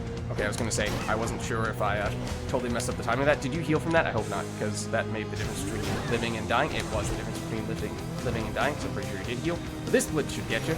There we go. Okay. Took a bit of damage, but ultimately not too bad. So, we get the onion out of the way. Ideally, we would get crazy rarity, but this is the situation that I was concerned about. I was pretty sure there was a good chance of seeing Echo here, and sure, it's only one of the potential Echo rewards, but you like to try to optimize around it whenever you can. We'll still do it. I think there is an Echo upgrade that we've yet to take. I think there's just one we need for us to complete a prophecy, so maybe we'd take that one if it does show up. My friend. Maybe we'll gift to her. we don't see her that often, so it's... Well, we try to go here when we're going into the underworld, but we have a few of these now, right? Yeah, okay, let's do it. Oh, never mind, you won't let me. I take it back. My friend, my friend, my friend. So I'm not sure how this is gonna work with the whole rewinding the clock thing. I always thought these fields of mourning, they were just a place for falling deep into despair. But you really have been getting better here. Getting better here, better here, better here. So is this post-resolution with her issue with Narcissus? Well, I know it's difficult to seek for aid, but if there's anything that I can do, I'm here for you, all right? All right, I'm here for you. All right, I'm here for you. Okay. Double the level of whatever has the highest level. Meh. Oh, okay. We do see this one, and it counts it as the hammer, not the onion. That's good to know for future reference. If the most recent thing you picked up is an onion, it does not turn it into an onion. I think we have to take this then, because that's what I wanted to duplicate. All right, sure. I'm grateful. That works pretty well then. Grateful. Grateful. Okay, let's give to her, as I said. Let's do it. I have more nectar for you, Echo, if you please. Where I am from, it's a small gift we offer those we care about. I don't know about you, but even just handing over this stuff, I feel a bit better. If we had managed to actually pick up a boon that benefited from the keepsake that we have that gives extra levels, then doubling the level could have potentially been useful. So the domino effects, yes, but you know, we'll make do. Obviously the hammer is a pretty good consolation prize. I feel a bit better, bit better, bit better. Oh, look at that. Okay, so there was at least one other hammer upgrade that looked really intriguing. Don't know if we'll see it here. Extra damage to armor, telling your charge attack faster. No, that's not what we're looking for. Yeah, we're not seeing the really good special one that we were looking at before. It probably is still going to be this that we take, but not really what I had in mind. So, all right, fair enough. Through anything. Oh, now this while we're at it. Okay, and then here. So now we definitely do want to go this way. We want to try to get to the duo hex if possible. We do not yet have anything with Poseidon, but we can actually get the benefits of you by taking a Poseidon boon. So we want to now get as many boons as possible for the rest of this floor. The other thing that we had done in previous floors was skip shops. So now that we've saved up some gold, hopefully we can get aggressive in a shop and get the additional Jeweled Palm benefits from that. So it does seem like Jeweled Palm plus the Vow of Forfeit is a pretty nasty combo, which, you know, we kind of knew before we got into things, but oh well. All right, let's see here. So now the order no longer matters from an Echo standpoint. A withered bough. So we can just take whatever we like the most first. Ooh, there's a mini Selene as well. Okay, I mean, we might still pick up some of the mini stuff first. Oh, this is very well guarded. Okay. Don't mind me. Corrupted shades. Oh, that, I was not even trying to do that last hit of the combo. I was just trying to dodge out of the way, to be honest with you. That was probably overkill. Take this. This is probably just 1 point, as is often the case, but I think we're just basically going as quickly as possible to you, and if we could get one extra time for Cerberus, that'd be great, though I don't know that's going to happen unless we find some other source of Selene stuff. Obviously, we have not taken Moonbeam, whereas that is oftentimes something we've taken on other runs. This makes it last a little bit longer. It has been pretty short. It's been hard to capitalize on it without it lasting a little bit longer.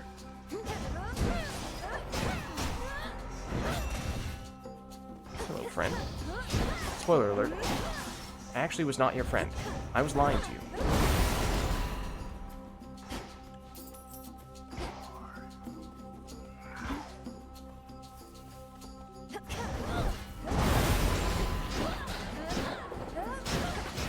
See anything good lately?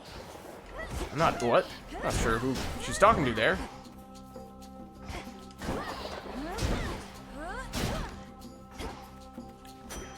Okay, we still have yet to get a cast spoon, which means that is very clearly the thing that we are most in need of right now. I'm not really sure that Poseidon is the best option for that, but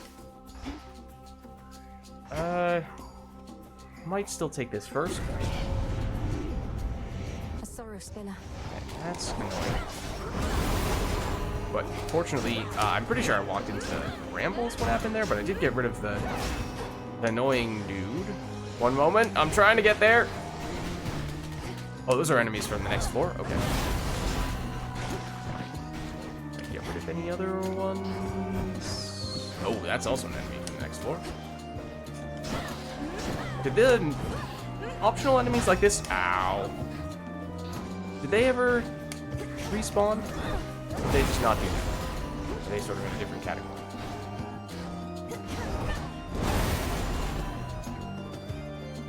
Okay, can you stop doing that? Please and thank you.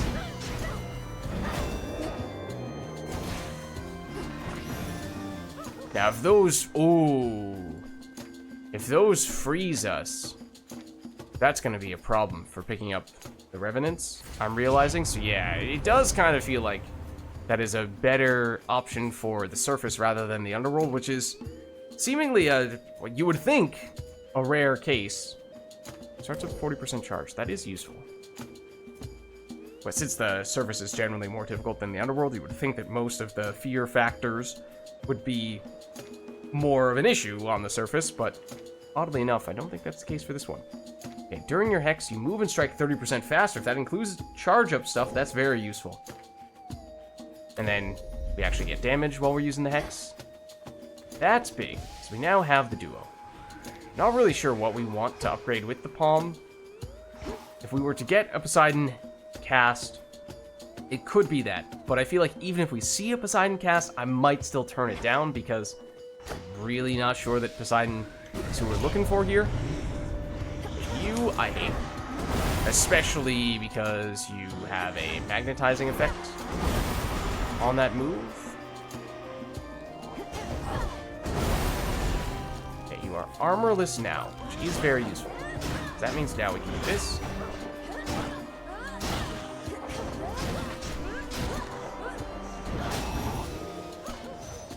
Oh. Okay. Very few enemies, though. That's nice. Zeus, he says you made it all the way up to our palace, niece, and sent the monster Typhon howling to the earth. Forgive my absence. All too many water bodies to defend. Might have heard that before. I'm not sure, to be honest. Okay, so there is the cast.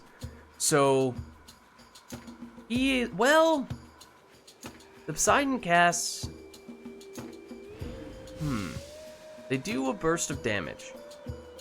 Flat upfront damage. It's fairly high damage. It is increased by the keepsake we're using. But is that... It's not... I still don't think... Well, don't think of Zeus. Because again, that doesn't do what we want it to do. You get a lot of damage on the sprint. I do think this is one of, if not the best, sprint boons for pure damage. It does give us knock away as well, which I think actually could be quite useful to help us create space and time to set off the combos, which, when the enemies start rushing us down, is when we get in trouble. So that could be a useful backup plan. I think I am going to go with this. This might not be that bad. This might still be workable if we do see that showing up later on. But let's go here. And I was kind of waiting for you to show up before I broke this out. Because now you're dead. You were not the only enemy. Oh, imagine if that enemy could get recreated. Ooh, don't do that. Could get recreated with one of these. All done. That would be really nasty. Okay, so this...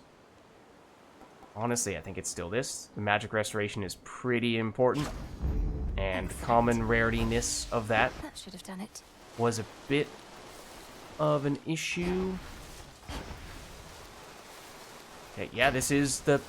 Is it the penultimate room? Feels like that's slightly early, but... I was looking for a mini shop, potentially. But no, this is the penultimate room. Okay, so we're buying everything for sure. Especially if we see boons. We want as many as we can get. Good find. We want to benefit from the keepsake as much as we can, even if we kind of shot ourselves in the foot with... Ooh. With the fear? Okay, so we can get this. We can get this. This is another one that might not be the best fit for us with the cast. The problem is, if we don't get a cast from you, that means we probably don't have a cast boon for most, if not practically all, of the final floor, and that's really not good. So, the reason why we were shying away from the cast from you was because I think it is, once again, a boon that only does damage to nearby enemies, which, with the propagating charge casts from the aspect of Charon, it's hard to know how it's calculating that. I think we've asked that question before, but I'm gonna go for the palm first, I think. Valuable enough. Okay, at this point, I think we go special. I'm not even sure we had seen that as an option before. Pass on you, now I'll take you. Olympus, I accept this message. It should get leveled up. It does. Create heartthrobs that do a sizable chunk of damage when we spend magic. That is nice.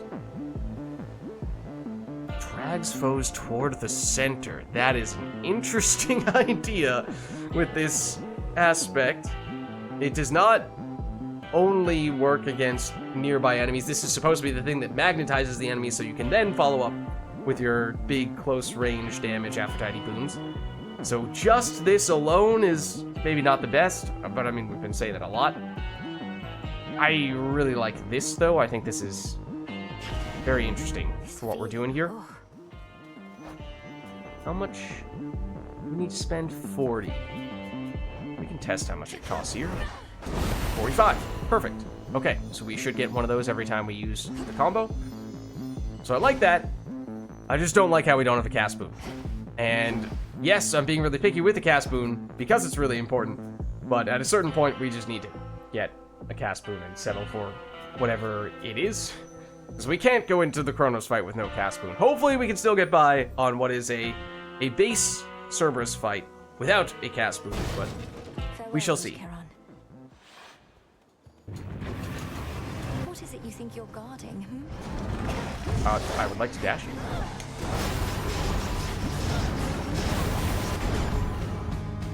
Should I? I guess I probably should. Hex more or less as soon as possible, except maybe not right now when he's potentially close to phasing. But that was bad. I was in that area of effect.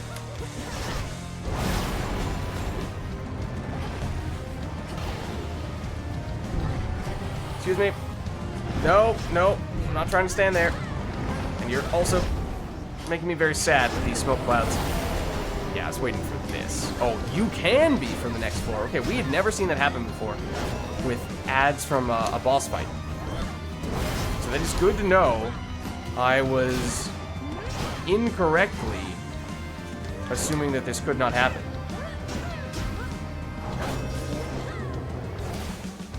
And I'm gonna do it once it pops up.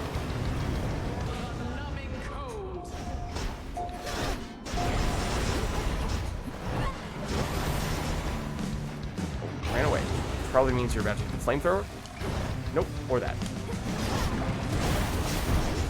Ah, the dash button is sticking again. It's a problem. It's a couple of times, I think, with this fight that I've gotten hit for that reason, but it's okay. He's very low, and we can do it. Oh, I was about to press the hex button, and then he died before I finished doing that. Canine countenances then emerge. So, a little confused as to what it technically was that got the finishing hit there. I mean, yes, I had used the aspect of Charon combo, So maybe it was just the first ripple didn't kill him, but the second or the third one, since he was like right up against the wall, it might have all been sort of stacked up on top of each other. So that made it a little bit of a delayed effect. So that I was able to start pressing the hex button, but hadn't actually finished doing so by the time he was dead. Or at least the hex animation didn't play out. Alright, very straightforward Cerberus fight. Some gemstones. I think this aspect works very well against him, perhaps in part when he is standing near one of the corners where you can shotgun the ripples, but could also be, it was hard to tell, but we were standing so close to him for so long that this may have been giving us some pretty serious value as well.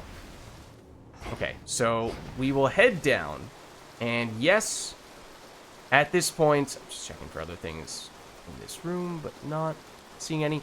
Number one priority is far and away getting a cast boon. And at this point, yes, we will take any cast boon that we can get.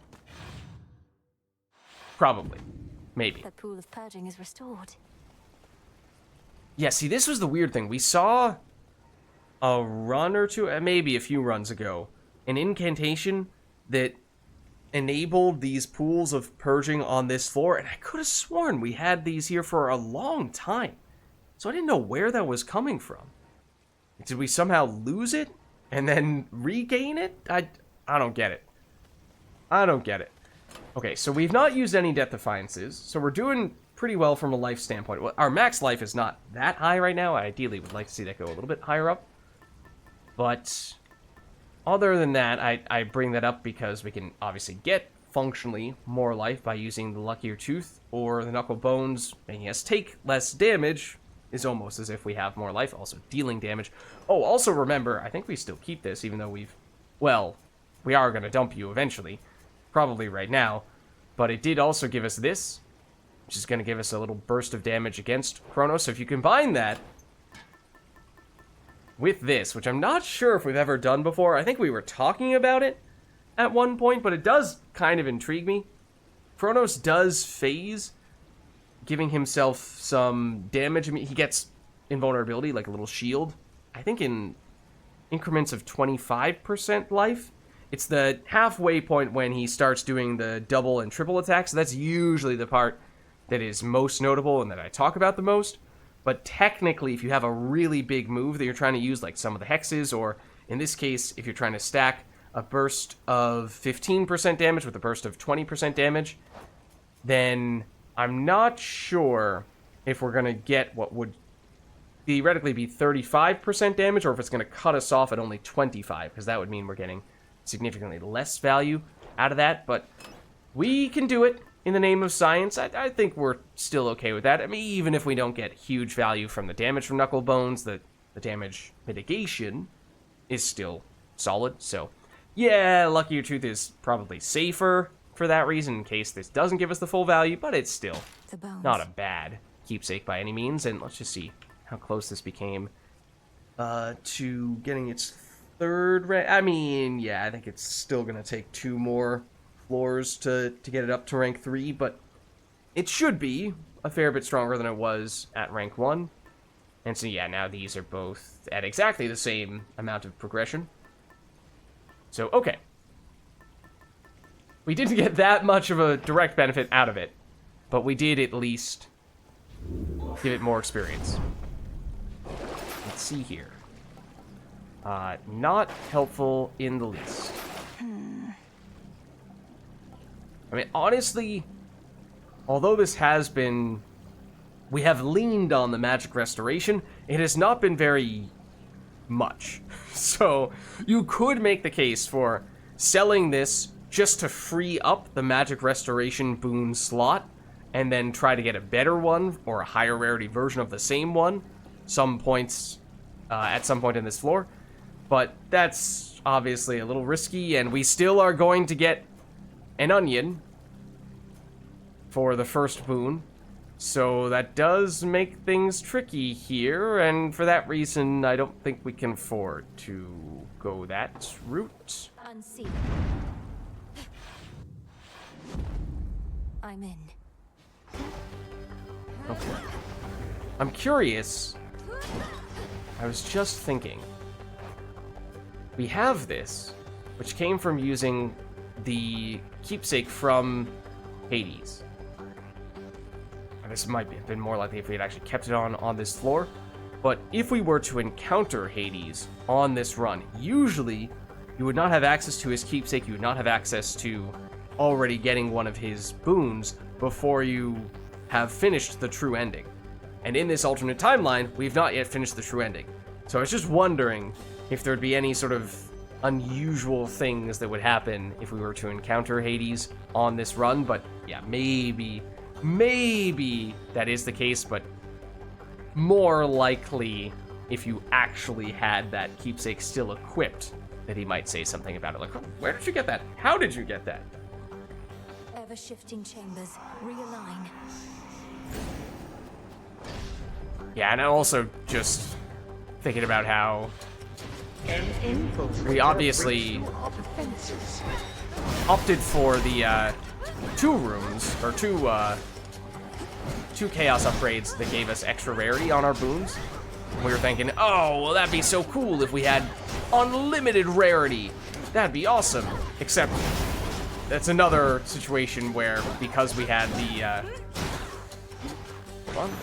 because we took the fear factor, which is now going to be the term that I use to describe the fear options henceforth. But since we used the fear factor that makes it so we get the onion with our first boon per floor, that means 1 less boon per floor to benefit from all that chaos rarity. So yeah, it probably would have made more sense for us to pass on the rarity stuff when we're using that fear factor. That's good for future reference. These guys concern me if they do choose to make... Oh, hello. If they do choose to make the Revenants. Aw, I was actively running away from you when you did that. That's a little frustrating.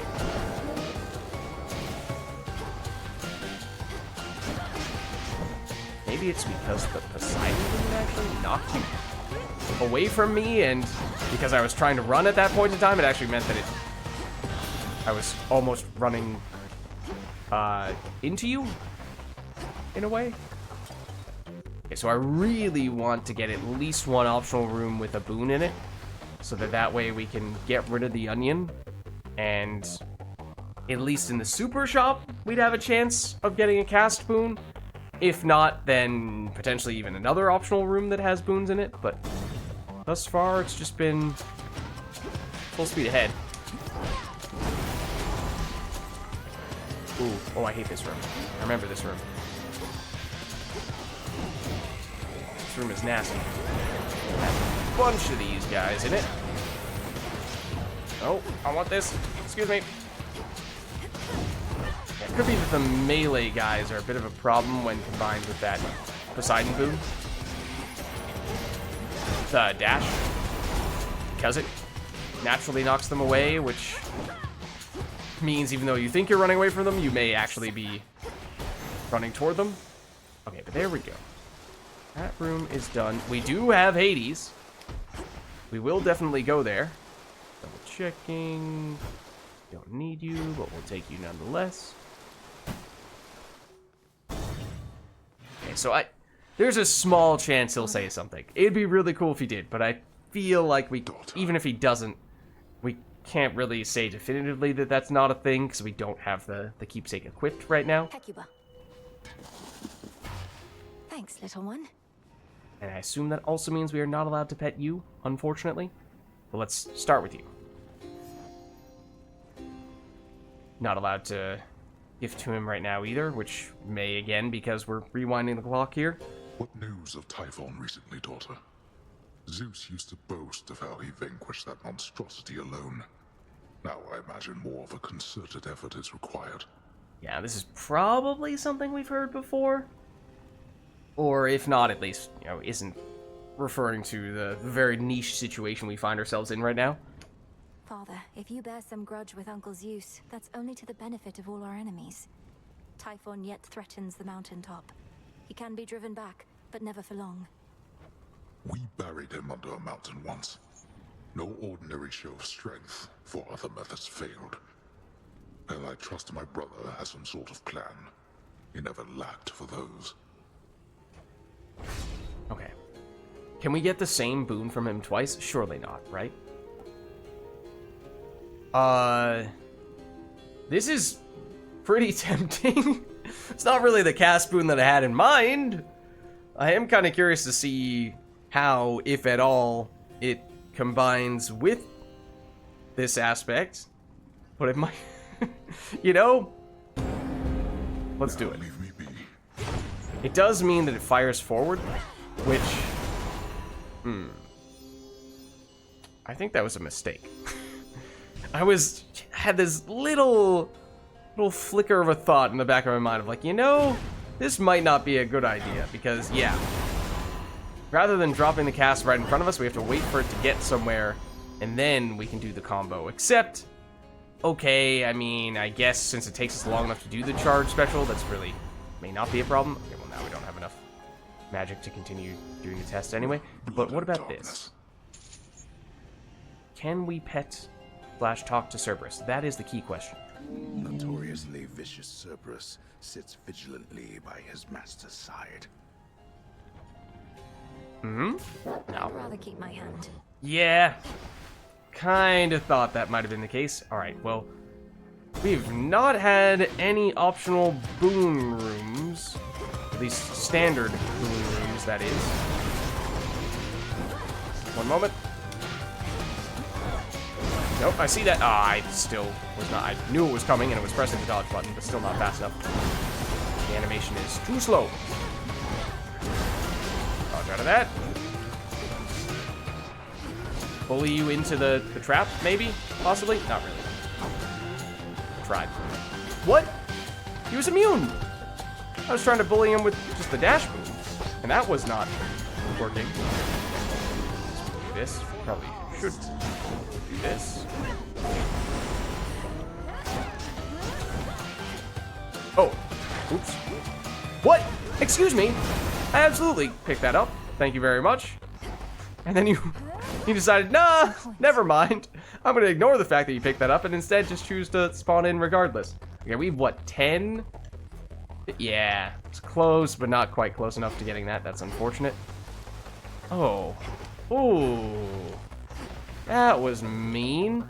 The only optional room, if you can even call it that, was Hades. Maybe. There might still be a chance that we can, after this room, go into an optional room with a boon in it. Because usually, at least one branching path you can go down like that. How about a friendly wager? Could use more coin. How about I take yours as soon as we're finished around here? Okay, well, I mean, Aspect of Charon I'd like to believe is pretty solid with this, but obviously having a cast boon right now would be helpful. She can steal our money from this if she wins. Let's see how quick you are. Just watch. What happens with those little stuff we pick up? She can stun us? That's rude. Please don't steal my kill. You may have stolen my kill. I should probably do this.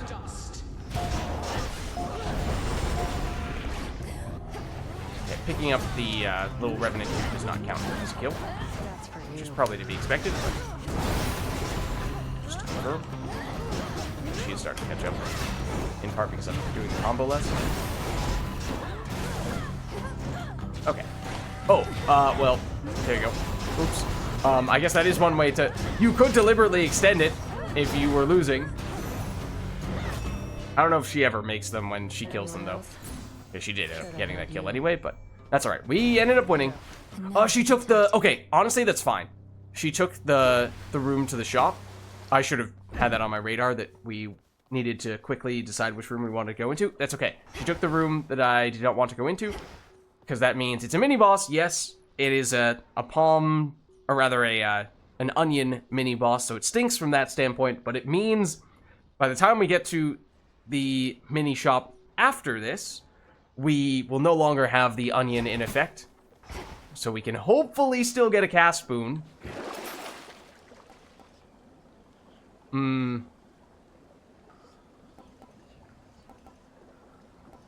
Both of these are a little tempting, to be honest. This basically lasts for the rest of the run, depending on how many additional optional rooms we go into, if there are any more after this one. And then this... who knows? And the downside is, obviously, that's 90 gold collectively, and we are going into a super shop where we would potentially like to purchase multiple boons. Could be the difference between us being able to do that and not being able to do that. But going into I do have gold to a spare. mini-boss fight here, that especially if it's the coin dude, he is very annoying and could do a ton of damage. Having some healing before we go in and after we go in could be kind of useful for that reason. I'm going to do this as well. Which is Mark. Oh! That's fantastic. Okay. Yeah, for sure. Definitely worth it. Okay, it is money, dude. Unfortunately. I'm definitely doing this.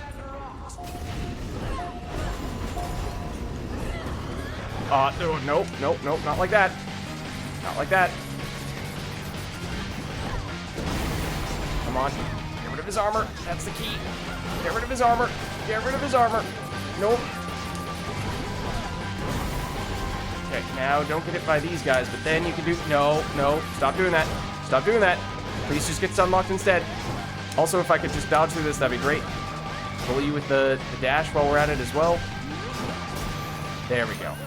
Okay, we did take some damage, but as I was saying before, you can take a ton of damage in that encounter, so I think the healing that we got before we went in here, and now the healing we're going to get walking out of this room, should be quite useful. And I think we do go here, because these, it gives us another room to get the healing. Honestly, we might actually on net heal more than we take damage. This will still last long enough. It's a little more time to get gold as well. Obviously, it depends a bit on who's in this room, like a rat man, for example. Make that multiple rat men.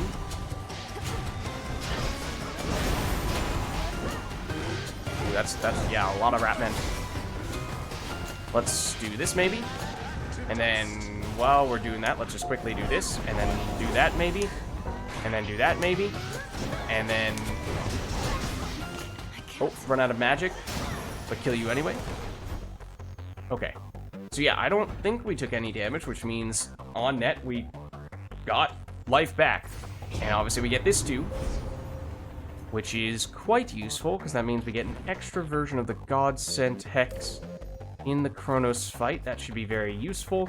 And then we can get to either of these. I'm not sure we can get to either of these. It would rely on us getting probably another Selene from the super shop, which is not guaranteed.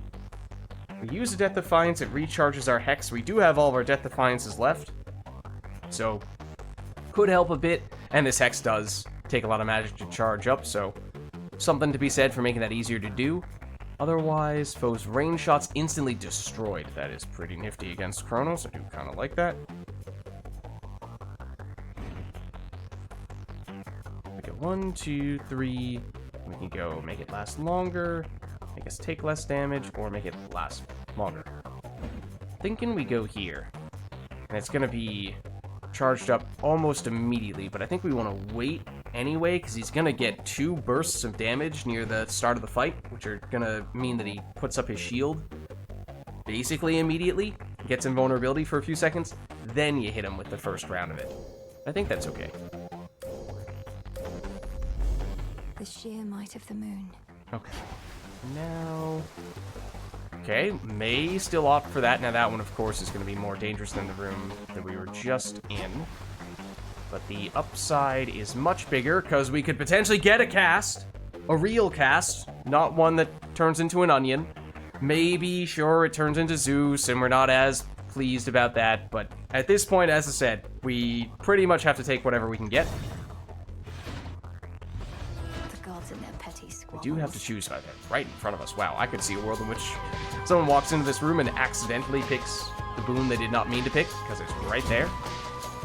It is also a very small room. That might be why it's right in front of us. So, I'm thinking I mean, both of them make circles on the ground that deal damage, right? No, Hestia is actually, or rather, not Hestia, Demeters. They start small and they get bigger over time. They're sort of like cyclones. I think I might make Zeus mad, because if we see a cast boon from either of these in the first spot, we're probably going to take it. So, I think we would prefer your cast over Zeus's cast, because it's a little more burst. Now, both of them they're basically the same mechanically with how the damage applies, but have any supporting boons to make us prefer one over the other? We'd one, but it's not Blitz. Yeah, so this doesn't really help much with the Zeus cast. It's just other forms of damage that are not Blitz oriented. Yeah, I think it's this, I guess. This would be it. Secondary cast boon. We do still get the benefit of the Jeweled Palm even after we switch off of it. Okay, so obviously that means we didn't need it for 2 floors, but that's good to know. That's really good to know. So, I'm glad we figured that out. Obviously, it means we did waste a keepsake for 1 floor, but we had no way of knowing that until we actually tried it out. And we might have had a brief moment in which we could have seen that on a previous run, but anyways.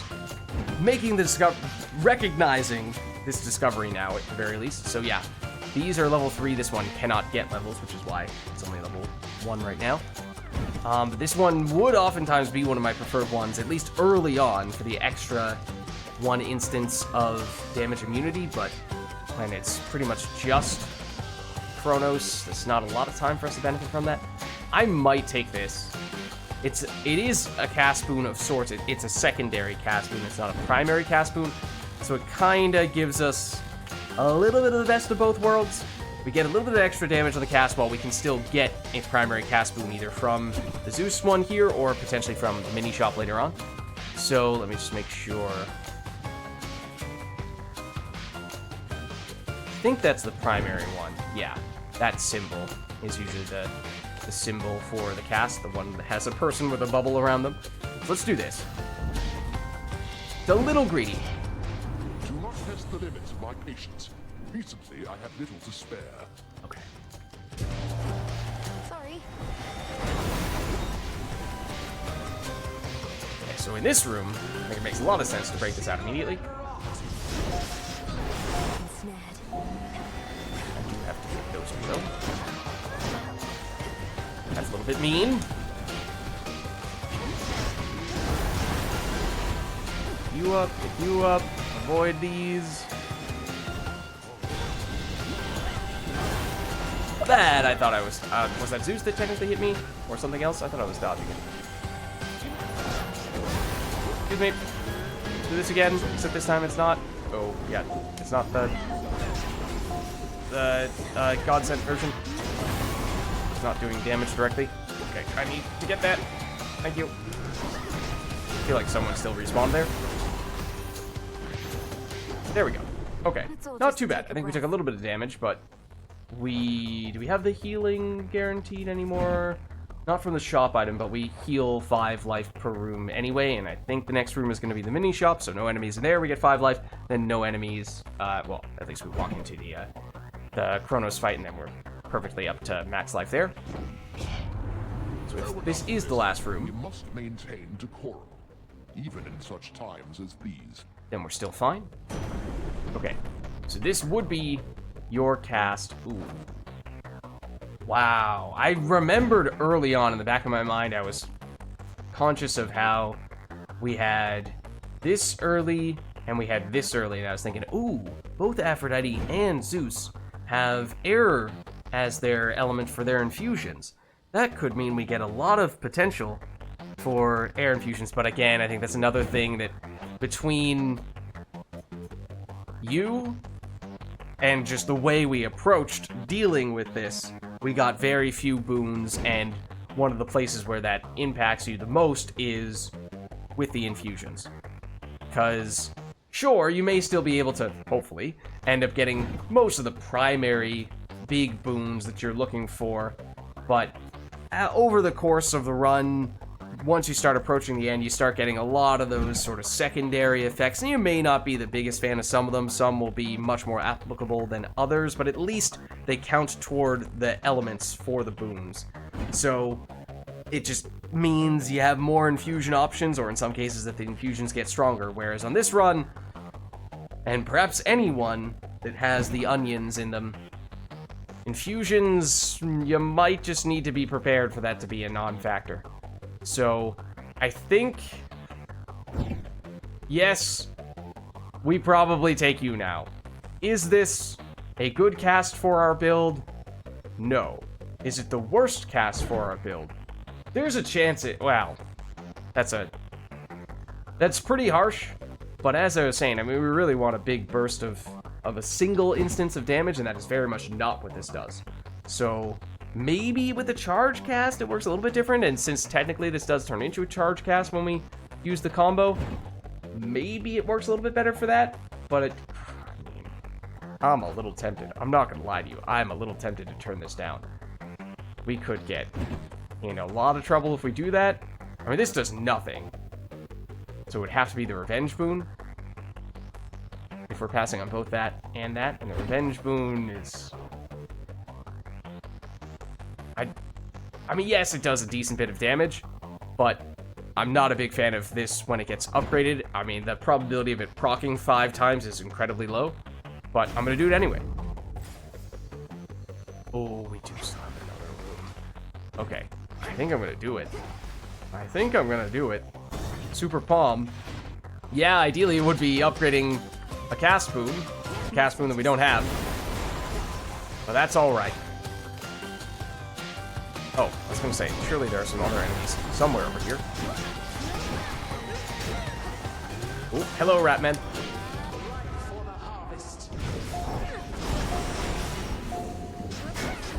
Oh, one moment. I'll pick this up and also accidentally bully you and dodge that. Surprised that I did dodge that in time. Oh, someone... What? I'm not sure how that guy went down. Excuse me.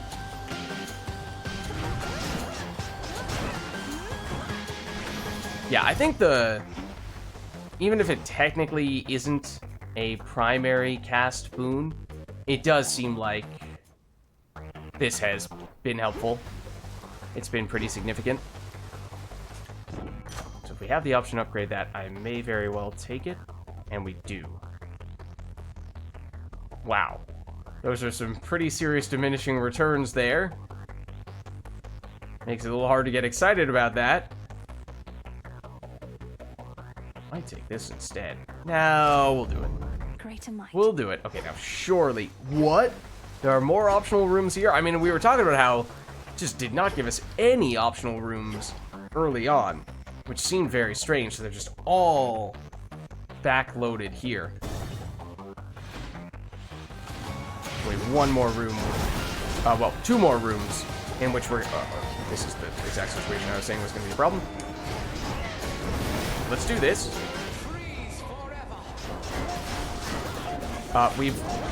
This room, where we're going to get the bonus damage to our charge moves from that shop item that we picked up, and then 1 room after it. And that's key, because I want to make sure we still have that bonus for the Chronos fight, so even if there is another optional room after this, I will probably turn it down for that reason, but I highly doubt that is going to be the case. I think this is definitely going to be, yeah, straight to the super shop and nothing else at this point. So, okay, we ended up And now for the Titan.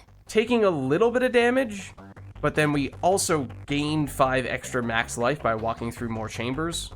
I guess we probably still would have hit that threshold in the mini shop, or potentially by walking into that final encounter, so maybe that's not a huge factor. Point being is, we're around the same amount of life we would have had even if we hadn't gone into these rooms anyway. So, here we go. We have more money to use here. I see it. And we can do this as well.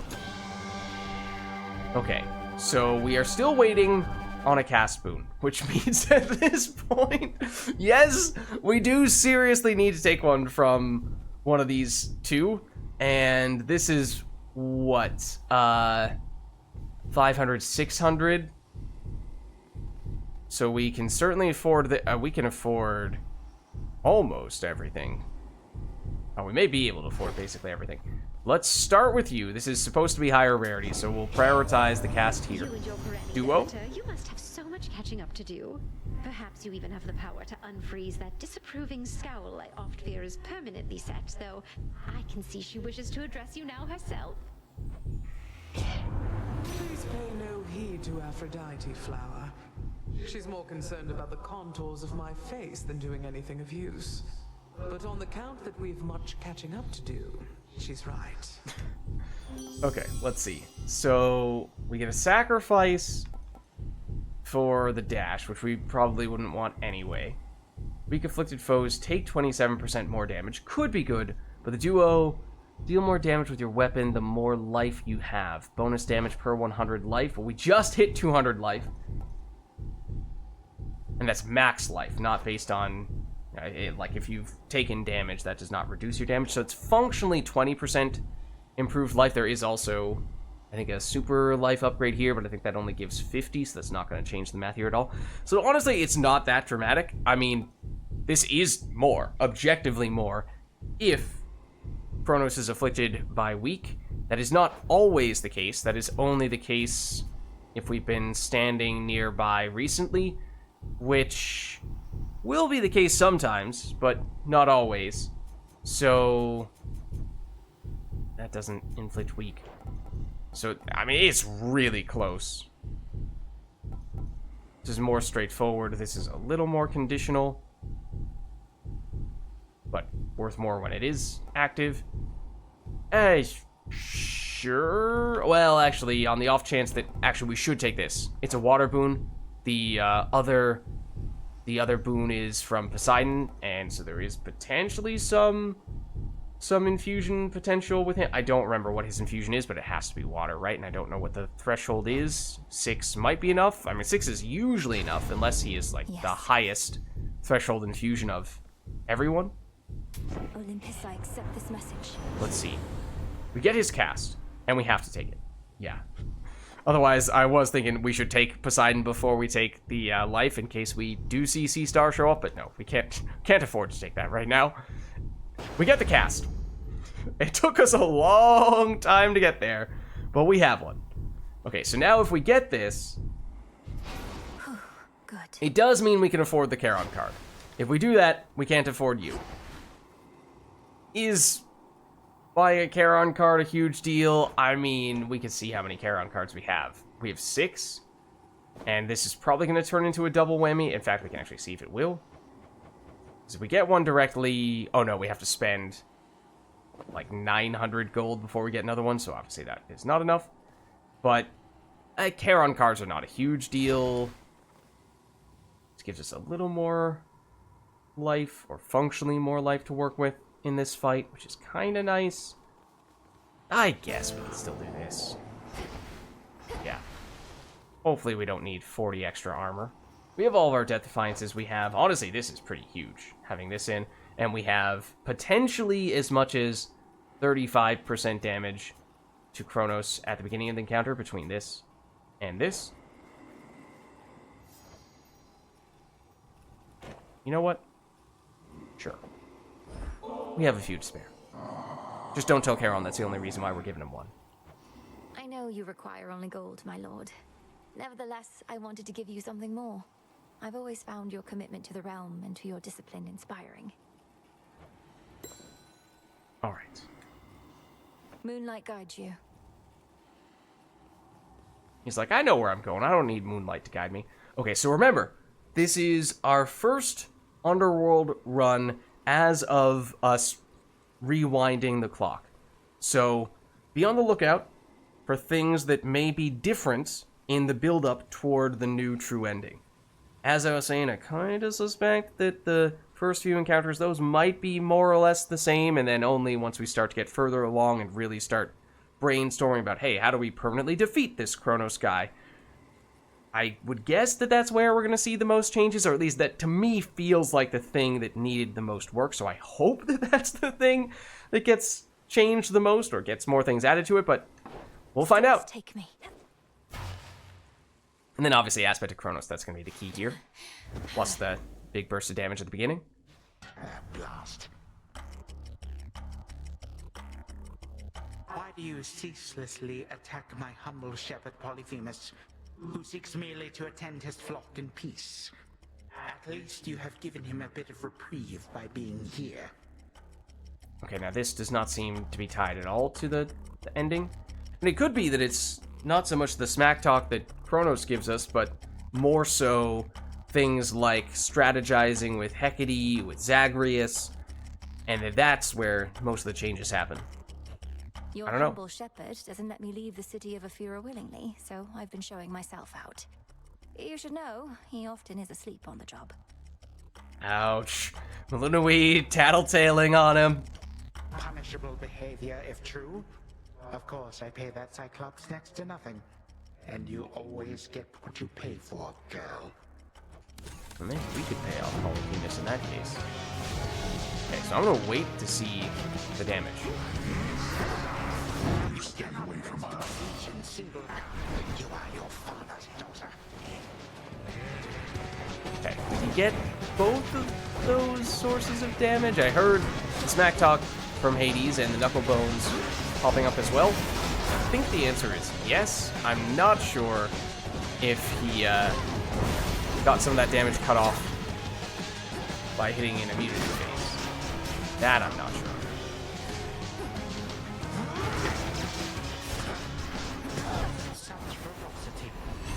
Oh, don't get stuck in that.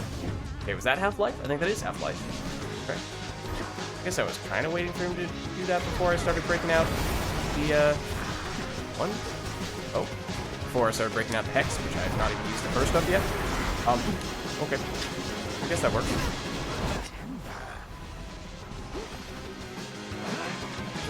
Oh, what happened to that? I was pressing the cast button multiple times and nothing happened. That was strange. Maybe it was that I did already have a cast out there and it just wasn't where I thought it was because of the whole our cast is launched in a projectile thing. Not really who I was aiming for, but I guess that does work. Oh, I do need magic back. That's a bit of a problem. Are we really gonna hang out here for a second? Actually, this would be a great time. This. He blocked it. That's illegal. At this point, I am deliberately waiting to use the, Oop. Not the thing that I thought you were doing. I'm deliberately waiting for him to phase before I break out the Hex at this point. That's unfortunate, though. One. I mean, that is actually just, in of itself, doing a fair bit of damage, as you can see. Just a normal cast. It's almost like having a cast was good. Okay, let's do this. Actually, that does make this last longer. So, not really sure that's how we wanted to use that, but oh well. Okay, well, I dodged one of those moves, only to get hit by something else. Also deliberately farming. Okay, I'm not going to combo here because it does send me forward a little bit. I don't want to get slammed by that. I still don't know how I'm supposed to dodge that. It always follows up with that. Yep. Usually I'm still frozen when he does it. Oh, subjects. Okay, I see that. Oh, except I also see this. So I don't think this is a good time to...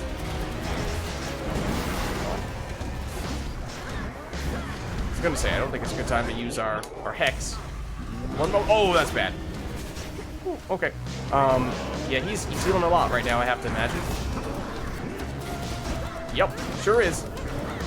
Oh, one moment. Oh, that was close.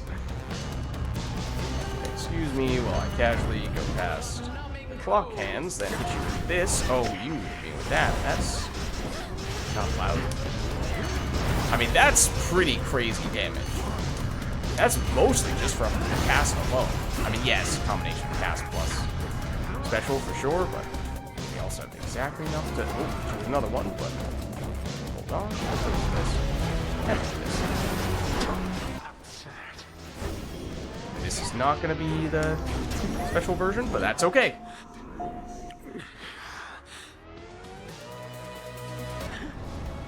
I thought none could resist the ravages of time, but you, how? So, that was one of our smoothest Chronos fights ever. Despite it being a relatively high fear run, yeah, we ended up getting hit a few times, I think, in that second phase there. But if you factor that I was kind of just arbitrarily just choosing not to use the Hex in the first phase because, I don't know, didn't feel like we needed to, and we probably could have done that and made things go a little more quickly. I mean, sure, maybe saving it for the second phase actually was more useful if you're trying to not take damage because he's more powerful in the second phase. But at no point in time did it ever even feel like he was at risk of... Okay, I mean, he hit me once or twice, but at no point in time did I feel like, oh, this guy is a threat. Which usually, I mean, yeah, sure, we've been getting better over time, but I don't know. It felt like a very safe run, despite not seeming crazy overpowered. It was just kind of like you blink, and then suddenly, oh, wow. No, this aspect of Charon thing, it just destroyed a third of his health from one combo. All right, we'll take it. You'll get no answers from me, and no mercy either. Now die already, and I'll collect the ichor from your veins, or whatever flows through them.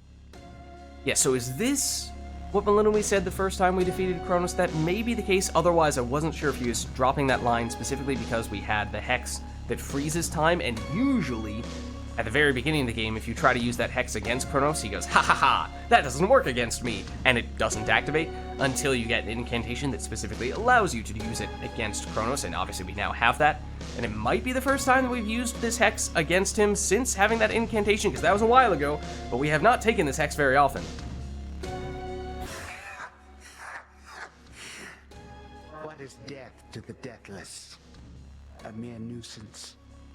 This house is mine. Once I am gone, you shall be cast away.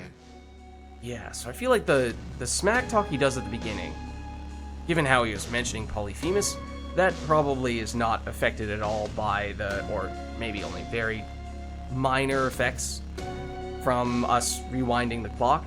However, this conversation, once we defeat him, and basically everything immediately following that, speaking to Hecate and or Zacharias later on, that stuff is probably a lot more likely to have been changed. Also, is it just me, or is he glowing more than he would usually glow with this art? I expect so. And you'll be remade and back on the throne before I can return. But I shall return, and I'll slay you again and again and again if I must. That sounds familiar. Even if, in so doing, it meant that you would never see your dear old family again.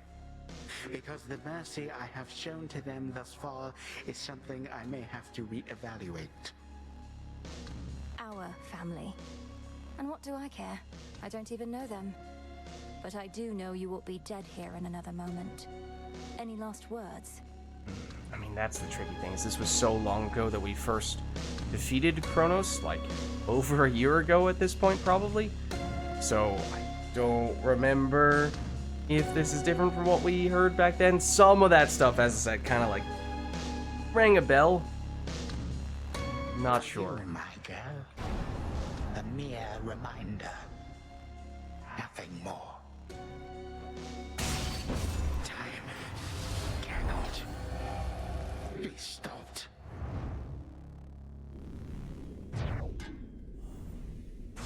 So there we go. For my brother. Alright, we're gonna get a lot of meticulous planners. That's okay. Nab Gemstone. this. Nothing Nab but this. sand. And, oh, there's something else that I was thinking about, but I lost my train of thought. Okay. Check this out. Such power. Now it's gonna kill me. What was it? Don't remember. It's lost to the sands of time, I think. The prince's chambers. The mirror. Okay, so we do still do, I guess, yeah, that makes sense. For some reason, I was thinking we're rewinding the clock, and maybe because we were just talking about the first time we defeated Kronos, which was way back in early access, so I may have been thinking, oh, okay, this is going to be like early access, where there is no room after Kronos, it just goes straight back to the crossroads. So many dreams upon this very spot. Then one more. To the abyss of the subconscious I descend. It's like, that's weird to say that. A connection. Step 1. That seemed to suggest that, oh, she's done this before, when obviously this is our first time doing this with the new true ending. Mess. I don't know. But yeah, this is where I would expect things to start changing quite a bit, potentially. And now step 2. Night and darkness. Guide me to my blood beyond the grasp of time. Oh, I remembered what it was. The mists of memory. Speaking of memory, and making it easier to remember, I've sort of considered or been tempted to try editing out just the conversations you have with people at the end of the run, like Kronos, like Zagreus, Zeus, and Hera if you're going to the top, Apollo, and just editing them all, putting them right next to each other, one right after the other, nothing else, so you can just see basically a continuous line of all of the conversations you have with people about defeating the final boss on a given run, and how you progress toward permanently defeating Typhon and Kronos, because that's the tricky thing with a roguelite. You are not really getting a continuous story. It sort of comes in bits and pieces, and they can be spread out enough that sometimes it's easy to forget that stuff. So putting it all next to each other and making it into a continuous story is kind of an interesting idea to me, so you can more easily see that flow, and also more easily, maybe, see what has changed relative to the first time round versus the second time round, especially if you've done that for the first time and put that right next to the second time round with a new ending. But alas, that realistically, I don't think I could do that, even if I wanted to at this stage. That voice, it's... What about blood? Not try blood, which would be utter madness, but I'm running out of reasonable options here. I could try asking nicely. Hare, would you mind staying down a bit, please? This is supposed to be a special occasion. You won't listen. You're mocking me. Fine, I see how it is. Well, two can play with that, you know. What if I simply chop you off? Would you like that? I'll go get Stygius again and cut you clean. You think on it a bit. And the reason is, you more or less have to plan to do that right off the bat, because if you're talking over any of it, then you can't retroactively, like, just remove microphone audio from game audio and have it so it's just game audio, because, like, I'm gonna be talking over some... Try not to talk over that stuff, generally speaking, of course, but it happens, so it's probably not possible at this stage to do that. And obviously I remember Zagreus having those mumbling conversations to himself when we're on our way over to speaking to this end of the mirror, but I don't remember that specifically, so that might be different. Also, I'm noticing there's that little ticking, like, grandfather clock. I don't know what that's technically called, but that part of the grandfather clock down below the mirror, which is fitting, given how, obviously, there's a very important time theme to this. Wait, what? I feel like we haven't seen many... We've seen many hourglasses, but I've not really noticed as many grandfather clocks. I feel like that was maybe that's something they could have leaned into a little bit more. Maybe there are other places where I just didn't notice. But okay, this is key. Is my hair getting lighter and my features getting fairer, or did I consume something that really isn't sitting well? Prince Zagreus, please listen to my voice. Can you hear me? Can you hear me? Definitely something I consume then, or else... Oh, this is just a dream. Hypnos has been growing rather bold with these. Is that you in there, mate? No, Look, yes, technically this is a dream, but it's the only way I could reach out to you, across the span of time. Now please, our family is in danger, and I need your aid. All right, slow down. It's fortunate I rather like such realistic dreams. And what do you mean, our family? Who are you? Probably one of Mother's many cousins. Wouldn't explain the eyes, though, or my father's sigil on your outfit. Let me speak.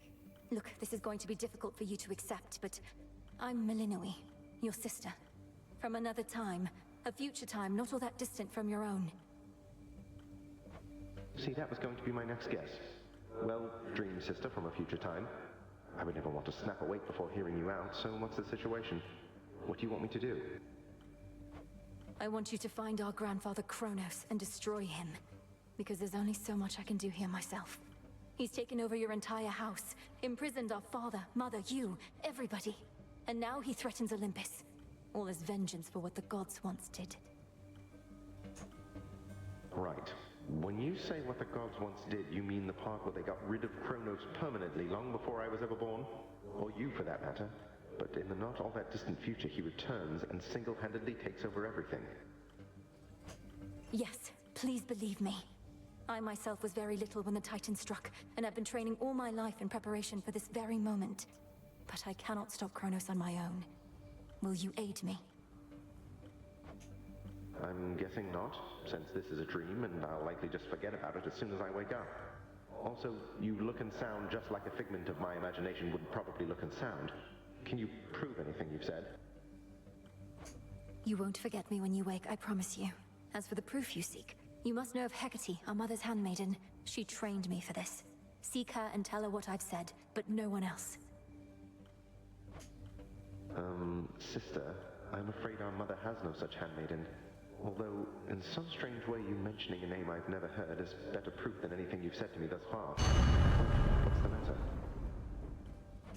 It's Kronos. I've incapacitated him, but he'll return, just as he will eventually in your own time. I need to go. Before he finds me here, I need to go. But you just got here. Look, Melinoi, was it? Will I ever see you again, or was this more of a one-off? I found you across dreams and time, brother. I'll stop at nothing to do it again. Until then, please, let this remain a secret between us.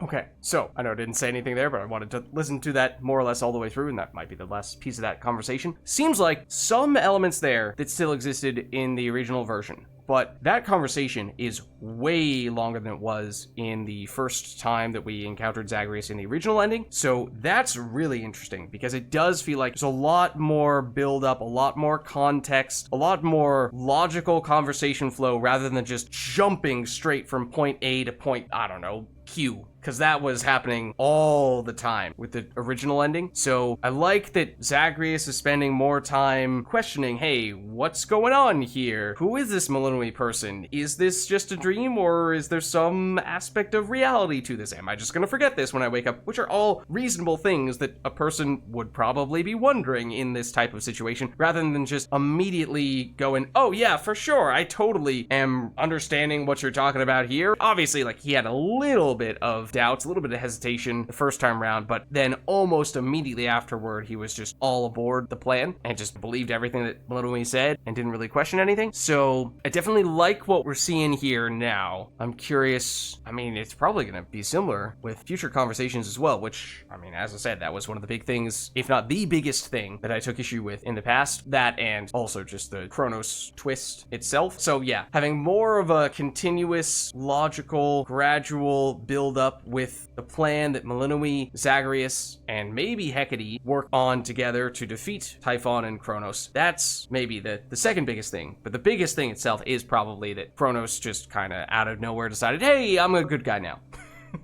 And I'm not going to give you much of an explanation as to why that is, and everyone's just going to blindly accept this fact, and we're just going to roll with it, and you're going to have to accept that. That was really weird. So I'm hoping that, which we won't know until, a while into the future, whether that has changed, but I'm hoping that gets better as well. I do also like that Zagreus made more of a mention of Hecate. That might have been there in the first true ending as well, where, I guess this is not even true ending territory at this point, but originally in the endings, plural, Melinoi had maybe mentioned Hecate in passing, but I like that it seems like there's potentially going to be a little bit more of coordination between Melinoi, Zagreus, and Hecate, so that it isn't just someone miraculously coming up with the perfect idea immediately out of nowhere with no team brainstorming, because that was just very strange, and one of the main reasons why I felt like they were just going at lightning speed and skipping so many steps in the plot progression. Great, I can't even tell Hypnos. Well, suit yourself.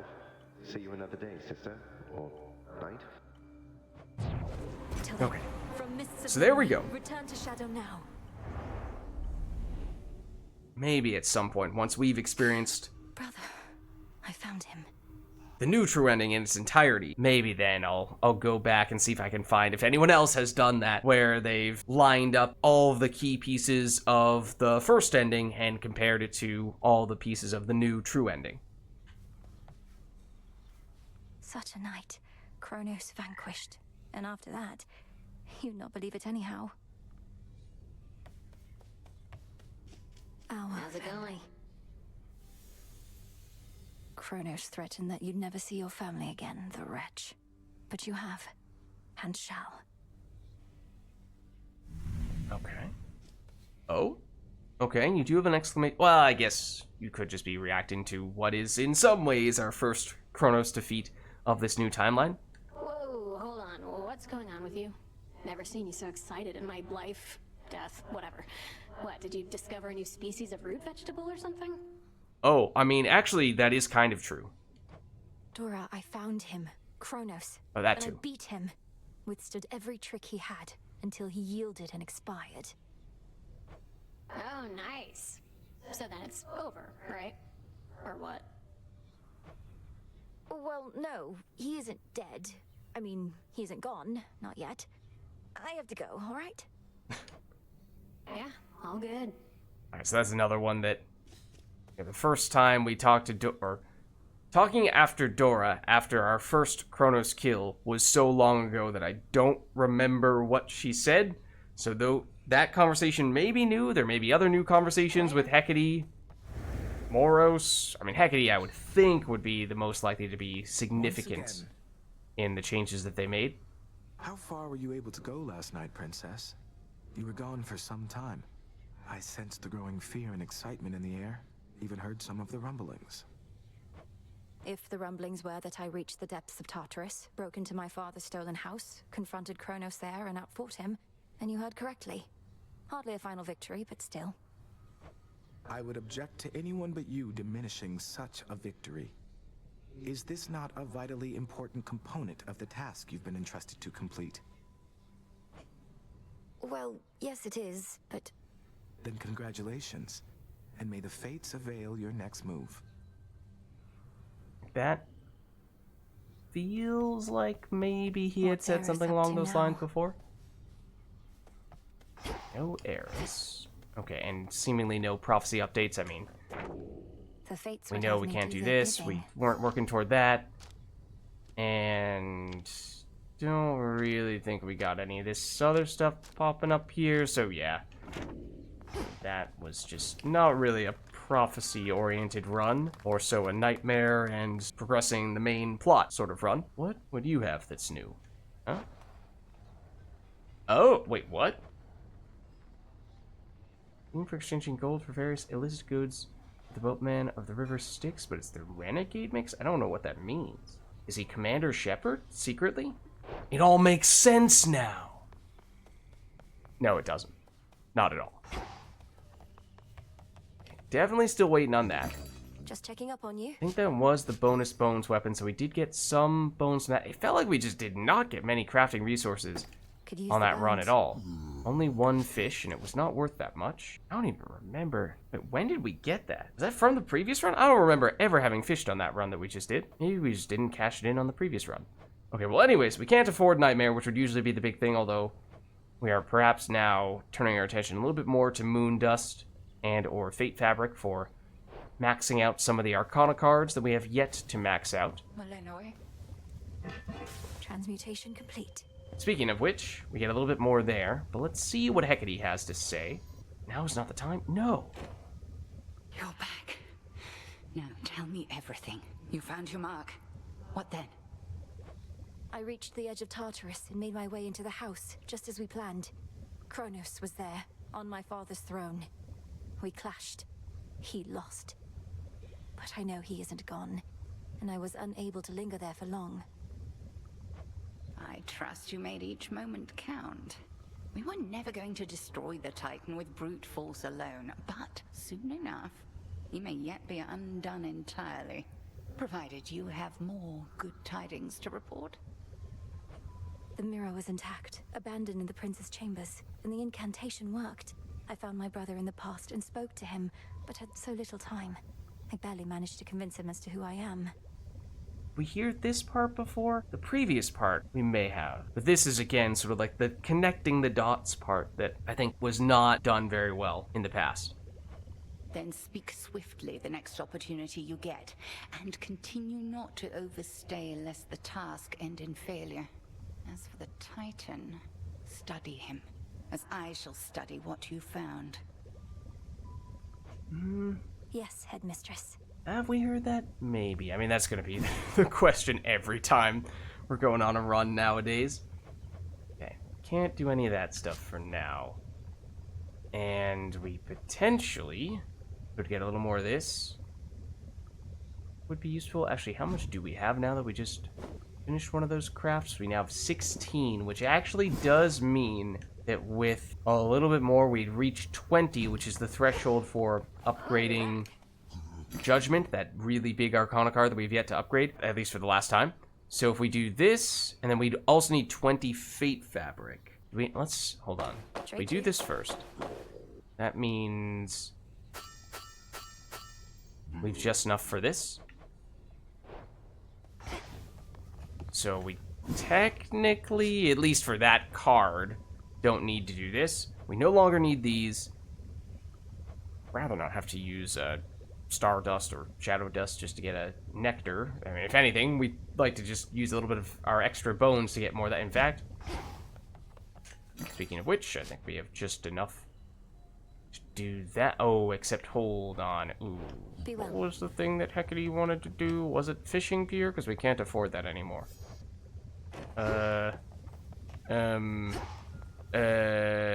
You see... Oops. I mean, we could always do that next time round, so sure. We'll just nab a little bit of that, and have to imagine we'll be able to get a little more bones next time. Okay, no Nemesis. You did it. You, of course, we are very much looking to progress our relationship on, but can't do that now. You got him, didn't you? Killed the bastard for one night at least. The first report I heard, I scarce believed, but by the third or fourth, I'd come around. Well done, Goddess. I'd not be surprised if our reports already say he's returned. But I got what I needed for now. And a little bit of payback, I suppose.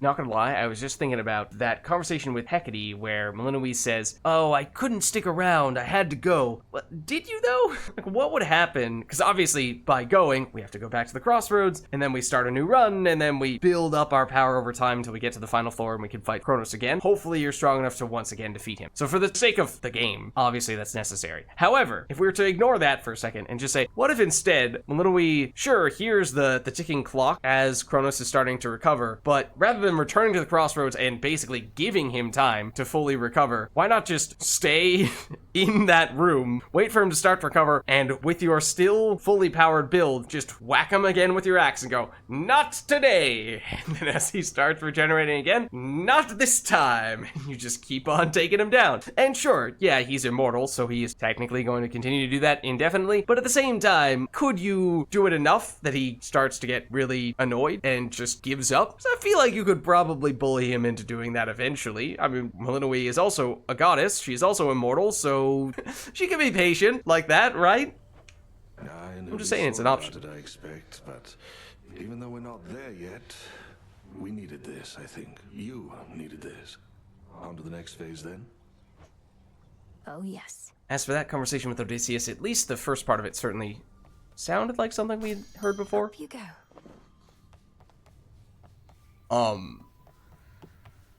Excuse me? I mustn't speak of this, Lord Hypnos, but I was able to descend to the abyss of the subconscious, and I found my brother there. Thank you for sparking my fascination with Dream. All that I've worked for. Last night, it felt in reach. Okay, we may or may not have heard that before. I mean, obviously, first thing I saw was the exclamation point above his head and thought, what? Are we gonna progress something Hypnos related here? Which seemed unlikely given how we had turned back the clock.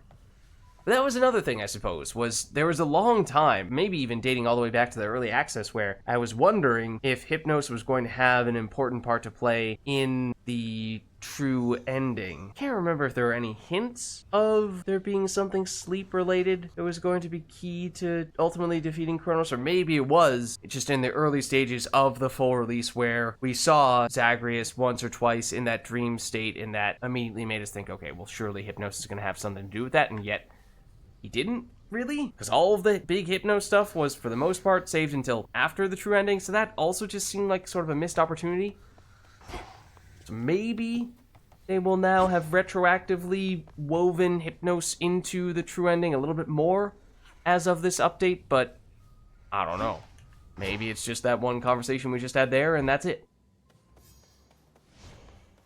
Okay, but either way, that is another successful run, and we progressed the fear, you want to call it that, with the axe, and so that is all good to see. As I had mentioned, I had intended to actually, before we started the run, use the forms Time for a change? to get a new skin for each of the familiars, because I believe there is at least an achievement, if not potentially also a prophecy, for getting at least one of the alternate forms on each of the characters. Now, these do vary quite a bit in terms of the price, because tiers from getting Cerberus down, which is usually not a huge deal, Ambrosia, I mean, 2 of those, it is technically very expensive from the Wretched Broker. It's just that we've happened to have gotten a bunch of prophecies that give us some Ambrosia for free, and that has added up over time. It's just that we haven't progressed many relationships with many of our friends, and so we haven't had to use much of the Ambrosia yet, but I'm a little reluctant to use that aggressively here. And then, obviously, we were saying how we really would like to be at 20 so that we can get the big Arcana upgrade from the Magic Dust, and this costs Nightmare. A lot of Nightmare at that, so although that looks really cool, and I think there is a nightmarish version for each of the familiars, kind of want to wait until we've maxed out all of our weapon aspects before we start doing this, which we're close to doing, but we're not quite there yet. So I think we're just going to go with the cheapest option for now. That is kind of funny, this one here, but we'll go with this. Let's see it, Freenos.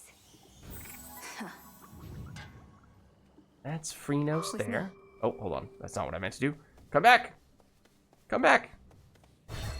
The form. Okay, so this is your first option, Chthonic, using Darkness, which I'm pretty sure we picked up twice from that previous run.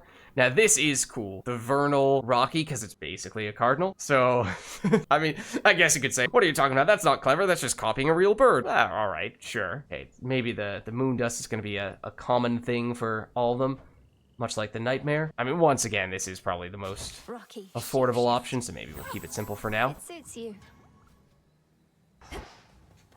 Then see with you, Chthonic, that's also Darkness. I can't really tell with that skin. It doesn't seem like anything that out of the ordinary.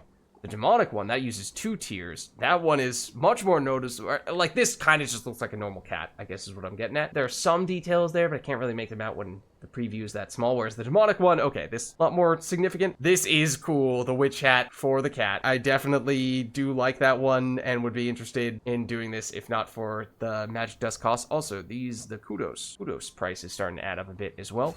Tula, transform. Let's keep it simple for now. But look at you. You have wings on your back, I think. Obviously, we've already gotten one for you, and then Want to try something different? lastly for Golly. It does seem like a lot of the first ones have wings for whatever reason, and that's, yeah. It's generally the second new option, the middle one, costs Ambrosia. Oh, this one's only Cinder. Okay, I was gonna say this one's usually the Moon Dust, and then the final one is Nightmare. But Cinder, that's from Hecate. We have a bunch of that. It does cost significantly more Kudos, but let's do it. Golly, makeover time. And there you go. Unfamiliar forms. That is the achievement. Just quickly head back here in the least efficient way possible as we zig and zag, but that time deliberately. Just to see if there is in fact a prophecy. Oh no, it would have said prophecy complete, right? And we did not get any updates like that. Just wondering if it's worth doing one of these. I'm just a little mindful of our lack of the dust right now, because that is a little tough to to pick up. So, okay, I think that means this is a good time for us to wrap up here, as that was our first ever Underworld successful run as of resetting the clock. So as I was saying, I feel like I kind of would like to check off most of the surface runs, and you have to do fewer surface runs than Underworld runs, but I'd like to do all the surface runs more or less in one batch to the extent possible. Obviously the last one we're gonna have to wait for, but then do all of the Underworld runs in one batch. Although we tried to avoid doing that before just for variety's sake, I think for this it would be kind of helpful just so we can see most of those runs back to back and have a better feel for, okay, how is the plot progressing? Because if we are going back and forth, or if we have a run where we're just getting too ambitious when it comes to the fear and we mess up once or twice and it takes longer in between runs, then it's easier to miss some of those details or miss out on the continuity from the conversations at the end of one run into the next run. And obviously, since we're doing this new true ending and it's quite the time commitment, it'd be nice to get the most out of it that we can. So with that being said, this is where we will wrap things up here, and hopefully next time we'll be making more progress, perhaps on the surface. So thank you all for stopping by, and I'll catch you in the next one.